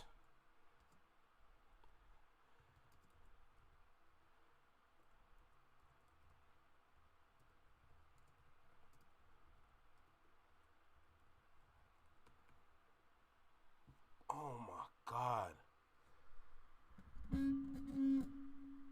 That's the hunting rifle again. I'm fucking dead. This fool What's the Dirt taking back down from hip hop. Yo, What's the Dirt is cooked, bro. Oh my God. Oh my God. Oh my God. Oh my God, bro. Yo, the way that words cannot come to my mind right now. Even Jalopy is watching the video. Yo, What's the Dirt? Give it up, bruh. What's the Dirt, bro? Give it up, bruh. Yo, What's the Dirt? Give it up, bruh. This is crazy. What's the Dirt? You gotta give it up, man. You gotta give it up. You gotta give it up, bruh. Oh my God. Oh my God. And Showface is wrong for this. Oh my God. Jalopy is watching the video. Oh my God, bro. Oh my. Wow. Wow. Wow. Yo, I ain't got no words right now. Got JJK stopped. I'm sick. Not the Jujutsu Kaisen. Oh my goodness. Yo, that's a fact. You do not cross this man. Oh my God. Don't kill me, free. Yo, what did I just witness? What the hell did I just witness? But thanks for subscribing, Dirt. Yo, this is crazy. This is crazy. Yo, why is it... Oh my God. What I don't understand, and I understand between Canada and America, it's definitely systematic, but we share similarities, but there's definitely a lot of differences. But why is it, and I've noticed this with a lot of Canadians. I'm not saying it's all Canadians, but it's just the Canadians that are just uninformed. They're not educated about what's going on, or they just don't really care. But why is it that from the Canadians that I have noticed, they be talking down, they be fed up, they be confused. They try to compare America to other places in the world, even though they don't share the same systematic problems. And they will speak about certain things when it comes to America, when you fail to understand that the word systematic itself is literally the exact reason as to why it's tough over there. It's tough here too, But we got a different kind of tough compared to their kind of tough. But I've been noticing that a lot with like Canadians online, whether if I'm walking around, from people that I've talked to. And I sit there, I'm like, how do y'all not understand this yet? Like, the battles they fight, it affects them literally down to their spirit, bruh. It goes as far as literal brainwashing and manipulation. And every tactic that they use is apparently justified through their eyes. And it's like, how do you not see the play? I gotta ask. Like, I'm seeing the same similarities come from What's the Dirt. What are we doing, bro? What's wrong with it? What are we doing? Seriously. It's ridiculous. Y'all remember, shut up, Anthony. I just saw NK's name. Like, bro, I saw it. I didn't even read it. I just saw the 2 letters. I'm like, shut up. Anyway, it's the same thing with Friday. It's the same thing with Friday with some of the conversations. Bro, do you not see the play, bro? It's crazy out here how we be moving like this, knowing that we have our own problems to deal with. The last thing we got to do is talk about somebody else's problems. What are we doing? Too many people be talking like this, and they sit there and wonder why some Americans don't fuck with us. What are we doing? And we're supposed to be promoting diversity and unity and all this crap. We don't even walk that shit. Okay, oh my God. Oh my God. Yo, Anthony, shut the fuck up. Yo, if you listen, all I gotta say for that joke that Anthony just said, you gotta be a part of the Discord to understand. You gotta join the Discord. The link to the Discord is pinned at the top of the chat. So you gotta join some of our conversations that we have on Discord to understand some of these inside jokes. But my God, bro, this is crazy. This is crazy, and I've been noticing that for a long time now.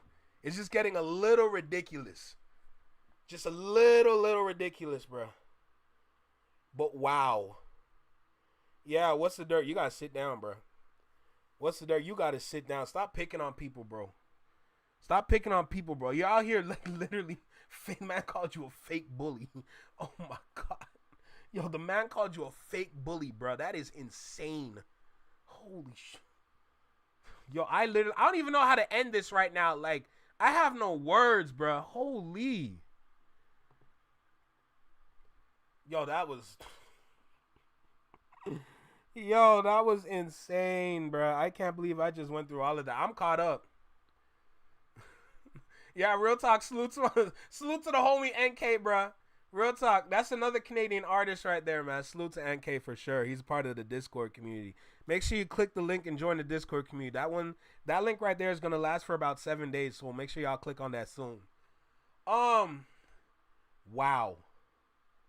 That's all I gotta say. Wow. That's literally all I gotta say. That was crazy. That was absolutely crazy. Oh my goodness. Oh my goodness. Speechless, bruh. Speechless. Oh my goodness. I don't even know what do I do? What do I do right now? This is insane, bruh. Wow. Oh my goodness gracious, man. Anyway, Fantastic Hip Hop dropped the video. So let's go ahead and check that out.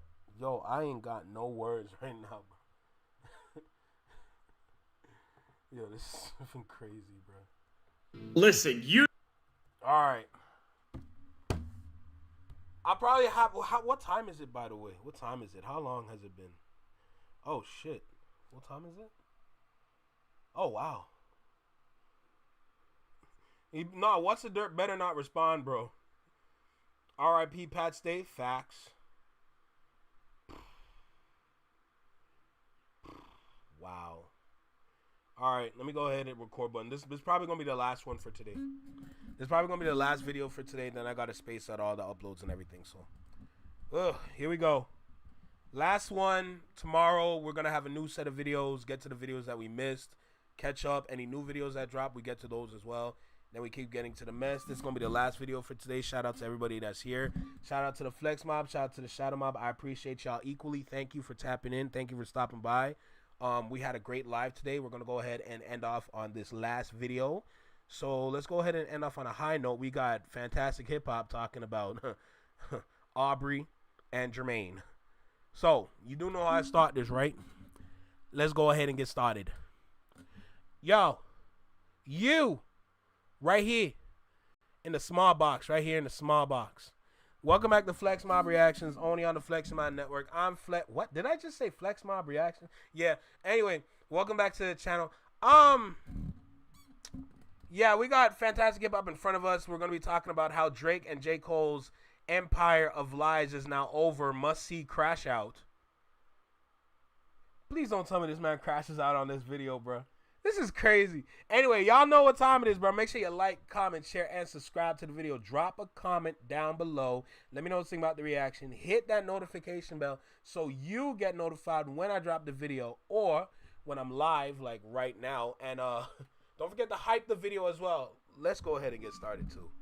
Oh, my goodness. Here we go. 18 minutes. Listen, you know they are mad at me, and as for both Drake and J. Cole, it's as big as the Super Bowl, but if the Super Bowl was only about suing, well, these two of the once thought big three have never looked like bigger losers and frauds, and with this, they really don't want me to say it today, but just get ready and leave a like and subscribe, because you know we gotta do it! Now, when it comes to Drake and J.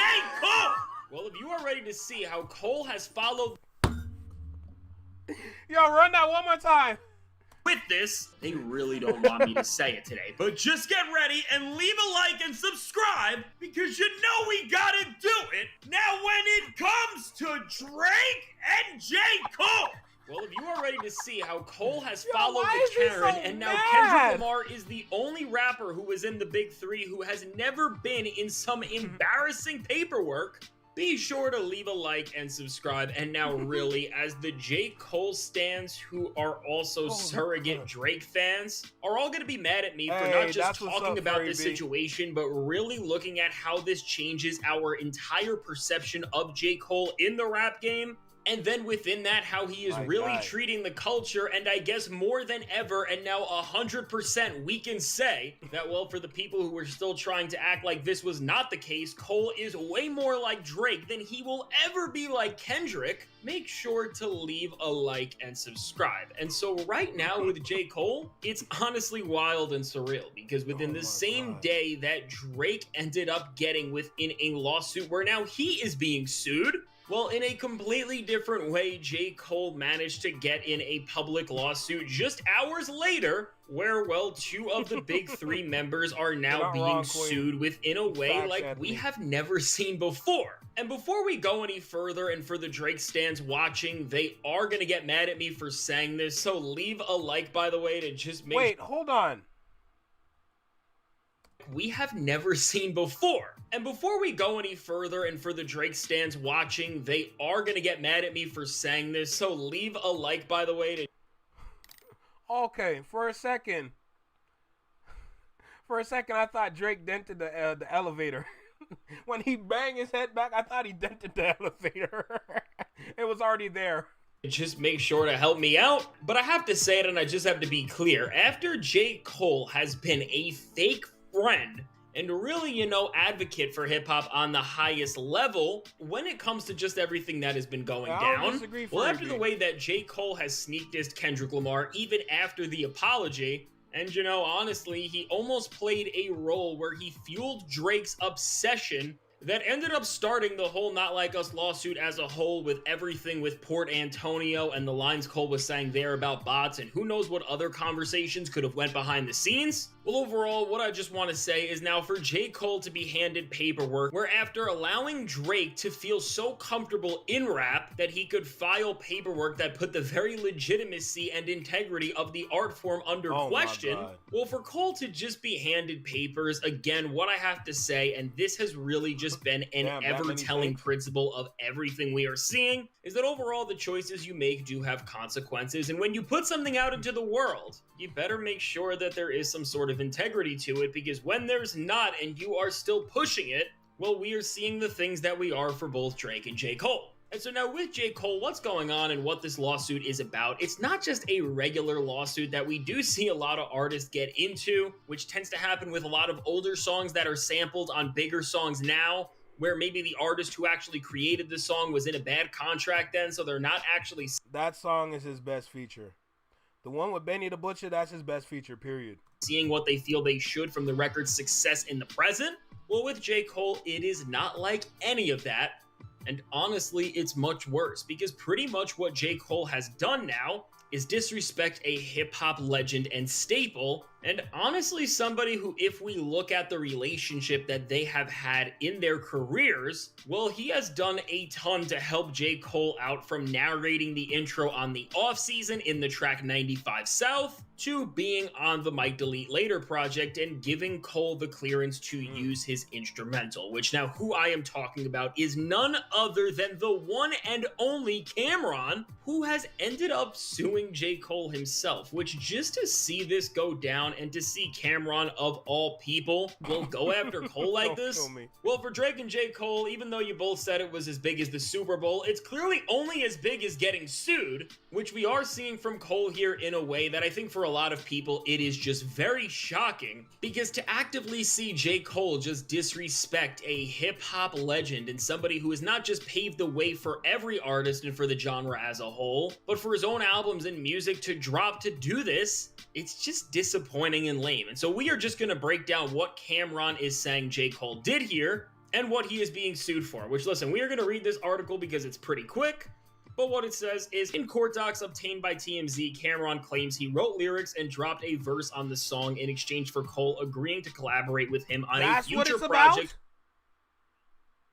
That's what it's about? Whoa, whoa, stop. That's what him suing is about. That's what Cameron suing J. Cole is about. Ready 24? Oh my God, because on that song, they sampled I'm Ready by the Diplomats. And Cameron is featured on that song on the Might Delete Later EP. And that, I ain't gonna lie to you, hearing I'm Ready in 2024, I did not expect that year. But when I say that song was good, that might be the best song on that EP. That might be the best song on the EP, to be honest. If I'm going to be real. Because he done got rid of his whatever diss that was. Garbage ass diss. But Ready 24 is fire. Or at least appear on Cam's popular It Is What It Is podcast. And then it says that Cam alleges that 2 years after the recorded, J. Cole neglected to do either. And then adding to this, it says that Cam says Ready 24 was recorded back in 2022, and from July 2023 to April 2024, Cam says he continued to communicate with... Whoa, it was recorded in 2022? He continued to communicate with Cole, who repeatedly stated he was unavailable for the podcast. Wow! Why are you ducking? With Cole, who repeatedly stated he was unavailable for the podcast. Cam also says that the subsequent music collaboration between them never materialized, despite efforts by Cam to put it together. And then so ultimately, after finding out that Cameron hasn't been properly compensated for anything here, it is saying that what he is coming after is co-authorship of the song Ready 24 and wants full accounting of anything earned from it so he can get his share, which is estimated to be around $500,000. And with this, once again, when it comes to words having power, well, if we go to the song Ready 24 and look at... Oh, I think J. Cole might have got checkmated. I think J. Cole might have got checkmated with that one, bro. Because how do you not just get up on the damn podcast, bro? Dog, this is crazy. How you not, bro? All you got to do is just sit there. Any questions they ask, duck the questions. Duck the questions. It's up to the host to maintain the entertainment for the pod. So duck the questions if you don't want to answer the questions. Walk off set even. Say you did it. You did it, no? The questions that you were asking were personal and didn't want to answer. Walk off the set. Why didn't you? Cameron's verse, Cameron did say when it comes to getting that bag, he has taken what he is supposed to get, not all, most of it. And just with that literal warning that Cameron said, give me what you owe. And well, from what we are seeing, Cole has just failed to uphold their agreement on any level. Honestly, this is just pretty weird. Yo, Queen, you might be onto something because, y'all remember when we were talking about the UMG pushing that red button on Drake? Well, and it's pretty disappointing, and especially as we know that Cameron has done favors for Cole in the past before this, everything is just a little more weird. And you know, while a lot of Drake and Cole fans who don't understand hip-hop are gonna try to scapegoat Cameron and say, why did he do this up front, and why did he make this type of agreement and deal, which ultimately now he is complaining about, in hip-hop, and one of the main reasons why so many rappers are all over each other's albums is because in hip-hop specifically, and unlike anything else in the music industry, a lot of artists do something that Yo, T-Dub, bro, what's the word? How you doing? How you feeling? Welcome back, bro. Good seeing your name again, bro. Holy. terms of industry terms is called a swap. And this is when an artist won't directly charge a collaborator upfront for a guest feature, and instead, they offer a contribution for future work, which usually ends up being a collaboration of their own. And you know, these things really don't require paperwork because most artists are expected to just honor their own word. And you know, this is just what's always made hip-hop such a collaborative and communal art form as a whole, just in terms of always getting moments where we are hearing some of our favorite rappers together. And so understanding that and seeing how Cam just asked Cole to do a record of his own or to come on his It Is What It Is show, well, for Cole to just disappear on him, I mean, there's no other way to put it, and I will be curious to find out. Yo, T-Dub, bro, just rest up, bro. Just rest up. Trust and believe me, my feet still hurt a little bit from all the walking, but I'm out here. I'm still doing my thing, doing what I need to do, you know, but you get your rest. Out if we get any sort of an explanation from Cole, but this is whack, and it's really lame to just let down and really betray the trust of one of your idols and heroes like this, especially when, again, there has clearly been a solid working relationship where Cam literally did narrate the intro to the offseason in 95 South. And with this track, Ready 24, which now, while a lot of people are trying to say Cameron's verse was terrible, and now that I've been to Vegas and I've seen the buildings, now I know exactly where he filmed that shit. He shouldn't have been on the track anyway. What I don't think people realize is that Cameron didn't just provide his vocal appearance and guest verse, but well, the song I'm Ready is also his record from the Diplomats era, and the beat is also a direct flip of Cameron's work as well. And so listen, while it's definitely going to be interesting to see what really happens from this and what Cameron ends up doing, I think there's a few things to note here, which even in terms of Cameron going after Cole like this, I mean, while Cam is a legend, he is still extremely relevant now, and he's clearly doing very well with the show he has with Mace. And honestly, off of that, I don't think that Cam is doing this because he actually wants to get what he feels like he is owed per se. But what I really do think this is about for Cam is principles and just standing on your word, which it always seems like that's something he has stood on for the entirety of his career. And well, I guess he has gotten to the point where he is so livid with Cole that he has decided to take things to this measure. And so just to see now J. Cole join Drake as the rappers who are stuck within paperwork because of their own choices, seemingly. I mean, when you think about everything and even see for Cole how this lawsuit is a domino effect of might delete later out right when he did, which ultimately, of course, that ended up being a whole response and message to Kendrick Lamar and everything that went down on Like That right before it. Well, just to see all of that shake up and to see Cole's reactionary response to Kendrick that he immediately regretted now end up getting him into a lawsuit with Cameron pretty much, that just adds another layer to J. Cole's loss, which I think we need to note, and I think we need to just look at that as another sentiment to why Kendrick Lamar really put up the greatest performance in any sort of a competition in hip-hop, and maybe even more than that ever, because ultimately to throw off your opponent so much that they made a reactionary project with a reactionary diss song, and then they regretted dropping that song and pulled it away from streaming platforms. Well, to do all of that and now have the domino effect from the release of this project, which you could honestly say looking back on it, Cole dropped the whole thing maybe just for the purpose of sending Kendrick a signal and message. And well, now that very signal and message that he sent and failed has ended. And yo, Queen, the funniest part, he wasn't even at the top, if we're going to be honest, bro. If we're going to be super honest, J. Cole is not at the top. He had his moments. He definitely shined, but if we're going to be real, he was never at the top. He was close, but he wasn't at the very top. I can guarantee you that. But just hearing this about J. Cole is crazy, bro. How you going to cross the one person in hip-hop that's about their business? That's what I want to know. You don't mess with Cameron when it comes to business. You've seen the kind of things that he's done. You've seen the kind of investments he's made. Cameron don't play about his business at all.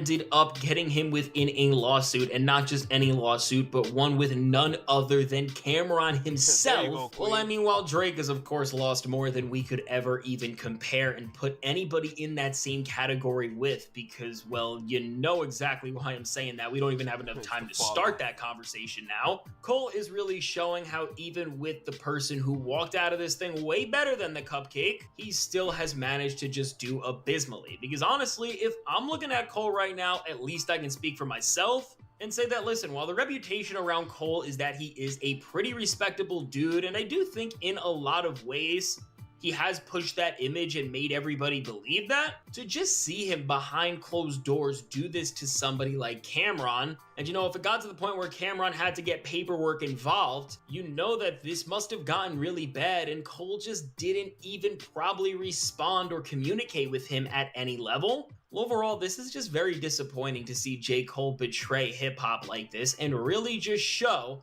that, again, despite whatever his fans try to say in terms of how much he really cares for the culture and how he is this big gatekeeper that even Kendrick Lamar is not, well, that is just not the case. And you know, for Kendrick Lamar, after everything that both Drake and Cole tried to put on his name, and listen, we just can't forget everything that Cole did engage in and did continue to push and perpetuate, well, that altogether did end up causing the Not Like Us lawsuit and almost put Kendrick Lamar in a place where his career could have been ruined for absolutely no reason had the judges and people involved not understood hip-hop on any fundamental reason. Well, overall, for Cole to just have this happen to him, you know Kendrick Lamar is sitting somewhere right now, and he has definitely got, at the very least, some sort of a smirk on his face, because to just see the people who tried to put him down will pretty much receive the thing that they let happen to him. Well, once again, I said this about Drake and everything going on with him, but this is poetic justice, however you want to put it. And so for J. Cole and Drake, they really now have once again managed to find something in common with one another and just have another thing together that, well, they can bond and just embarrass themselves on stage together over if they ever decide to pop back outside and actually stand on anything that they have tried to do, perpetuate, and instigate. And you know, for the optics of this entire situation, and even just to remind people who J. Cole really was in this whole thing and what he contributed. A fraud. If we're gonna be honest, a fraud. Okay? One thing about Cole that I respected is that he was doing what he needed to do. That's the one thing I respected about Cole. He was doing what he was supposed to do, and that was rap. But ever since he started hanging out with this dude right here gripping his chin, ever since he started hanging out with that dude, things started to look weird, if I'm going to be honest. Things started to look strange ever since he started hanging out with dude again, if I'm going to be real with y'all. Because things just started, it didn't add up. Things started to just like be left undone, and it's just like, Cole, you of all people, what are you doing? Why you? Don't you see what? Like, bro, what are we? Come on, Cole. You know you're your own person, bro. You're your own person. Y'all supposed to be your own people. Sad to see it, bro. Contributed, I do think it's important because while Drake has continued to spiral out and there has been a group of people who have been right there behind him for all of us to see. Man said the acrylic warrior, bro. I'm sick. And he put stank on everybody. That's a fact, man. It's weird, though. I don't understand why it's like that. It's weird. I do think we have almost gave J. Cole a sort of pass, whether we have realized it or not, just for everything that has went down in kind of what has been his absence. And you know, when you see that the fake friend behavior that J. Cole has shown over and over again, and even, you know, just this whole thing of never wanting to have confrontation and be positive even when you shouldn't, well, again, if it was up to him and he wanted everybody to be friends, he would have let Drake do whatever to continue to ruin hip-hop and even go as far with a lawsuit over lyrics, because again, he just was scared to actually confront somebody if he disagreed with their ideas. Well, overall, while there are things you can appreciate about Cole, and he is definitely a more respectful MC just in terms of the technicality of things because he actually writes his bars than Drake will ever be, still, this is just lame and pathetic. And, you know, depending on how this thing goes and depending on how we find out Cole has moved here and, you know, maybe Cameron will let us know more about this himself now that this thing is public, who knows what's really may be hidden and how this may affect Cole's rap legacy. But one thing that I just want to put out there is I'm kind of noticing this whole thing and just the timeline and events that Cam said about the recording of this song and the release of it. It does just have me questioning a lot. Well, to go back to this idea of J. Cole dropping things when he wasn't really ready, you know, this is just kind of a thought, but what I do think when we see that J. Cole has pretty much went absent to the point that Cameron can't even find him. Of course, we know everything that happened with Might Delete Later and 7 Minute Drill, and we know the weird way that he has been moving in general. What I do think, and this is a little bit of a theory, but I kind of think it's fact, is that ultimately now why J. Cole has pretty much disappeared for the last year or so, aside from a few moments like that Forest Hills Drive anniversary show and the 2 times we've seen him at Dreamville Fest, both with the apology and then the one this year, well, does happen to be pretty much after dropping 7 Minute Drill and being put in the place that he was, where, you know, his whole identity was tested and then really just embarrassed in a way where Cole has not been able to rap the same way ever since. And I'm not talking about in terms of the skill, but just in terms of the bravado, because he can't really own all of the words he is putting out there and that he has put out in the past. Well, honestly, I do think that we probably would have gotten the fall off or some more music from now if it wasn't just for the disaster that he made things and that have continued to only get worse as his friends like Drake have only continued to invalidate themselves and their names on the very basis of things that J. Cole helped build up. And so really with that and then just putting the pieces together and understanding where everything is right now, what we can say is that while Drake has ended up in the place that he is all because of really the reaction and then the follow-up and moments from the Kendrick Lamar beef, for J. Cole that has happened in a completely different way, which now instead of just being a crash out for all of us to see and embarrassing yourself over and over and over and over and over and over and over and over and over again, well, J. Cole has just been silently kind of debating and questioning how to move in his career at all. And honestly, I think if we don't get the fall off by the end of 2025 or maybe in January of 26, well, honestly, J. Cole may be already retired. And when it comes to ghosting Cameron and really just leaving Drake the mess that they both created, well, this is going to be his legacy, which if this is what I think the clear reminder to everybody else is that remember, well, listen, as before the Kendrick Lamar beef, a lot of people in hip-hop media and within the culture were saying Cole was the best MC of the big three and that he was going to win the beef over Kendrick because he was really about that. Well, just... I want to talk about that for a second because what people were saying at the moment was valid, but that takes me back to the Wayno quote where it's about... the time people were talking about J. Cole was one of the best MCs in the game. And you have Drake saying the same thing. That all was happening when you saw J. Cole the most. If that made sense. And when you see J. Cole beside Drake, and you know Drake is the kind of person that's always in everybody's cameras. When you see them side by side together, and you saw them side by side together a lot, especially on that tour. But from that moment, when you continuously saw J. Cole over and over and over and over. And he's rapping. He's doing what he needs to do, which is rap. And then you have Drake coming out, co-sign, yo, you're one of the greatest lyricists ever. Guess what? That only applies to the quote that Wayno mentioned, where it's like, we got to see you 15 different times to say you're this or to check out your project. We got to continuously see you do something incredible for us to say, oh, nah, he's one of the illest. What do you think is happening with Kendrick right now? When you continuously see him perform at sold out show after sold out show after sold out show, when he dethroned the one everybody said was the best, why do you think people are saying now, oh, nah, it's Kendrick, bro. It's up. It's Kendrick, bro. So that only adds to the point that Wayno made on that one podcast. So I just have to bring that up when people are saying, oh, J. Cole is one of the greatest lyricists. Nah. He's the lyricist that y'all saw often, which put the picture into your mind to say he's one of the best. Yo, marketing's a bitch. Just to see now the guy who rapped against Kendrick Lamar and lost so bad that he literally turned invisible, I think that's a pretty good reason to never try to rap against Kendrick again. And so yeah, that's all I got. Let me know your thoughts on this J. Cole lawsuit. Let me know your thoughts on everything going on with him and Drake. And what do you think this all just means for him, Kendrick Lamar, and the legacy it's all leaving altogether? Now, I can't wait to hear your thoughts on all of this. And if you made it to this point in the video, what I want to say is thank you. And I hope you have a great day. And if you haven't already, please be sure to leave a like and subscribe because it really does make a big difference. Well, listen, I really hope you enjoy the rest of your day and you just continue to be great. But if you want to stick around with me for a little longer and have some more fun, well, you want to see how Drake just got sued, and honestly, it's even worse than what J. Cole did.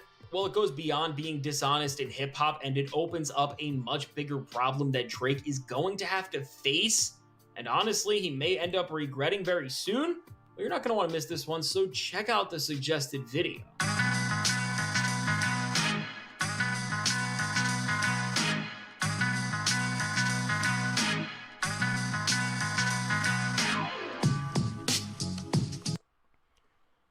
I mean, what more do I need to say, bro?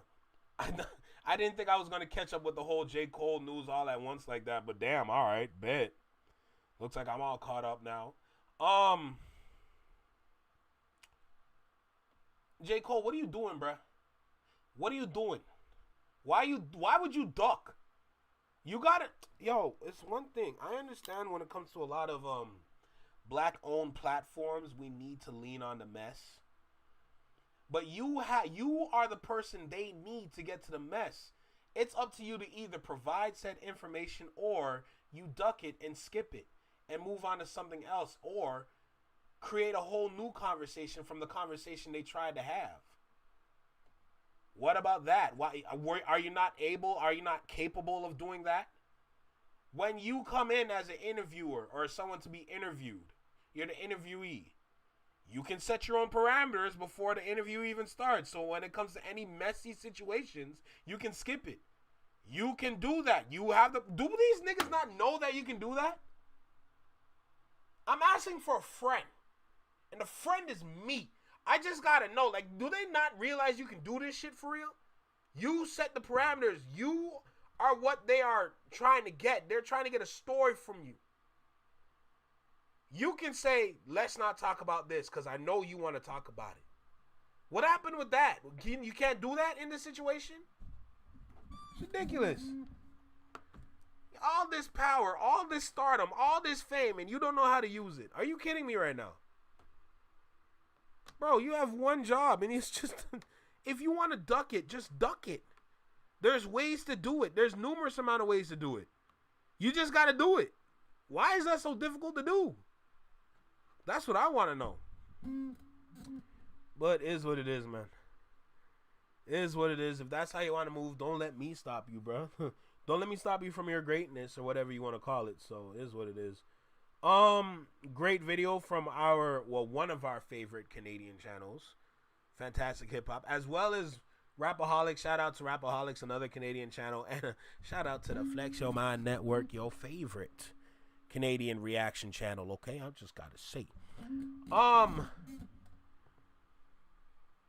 Yeah, at this point, this is where I'm going to call it. We're coming up to about 3 hours and 30 minutes into the live, and my energy is going down. Not saying I'm tired, but your boy can't always do this forever. I used to do 4 hours, but you know what? 4 hours is too much. 3.5 hours is too much. 3 hours should be maximum, but I said 30 more minutes. And here we are. So, with that being said, I think I'm going to call it here. W Stream, of course. Big shout out to Anthony Ambernoni, for sure. We respect you. We appreciate you. We appreciate the work that you've been doing.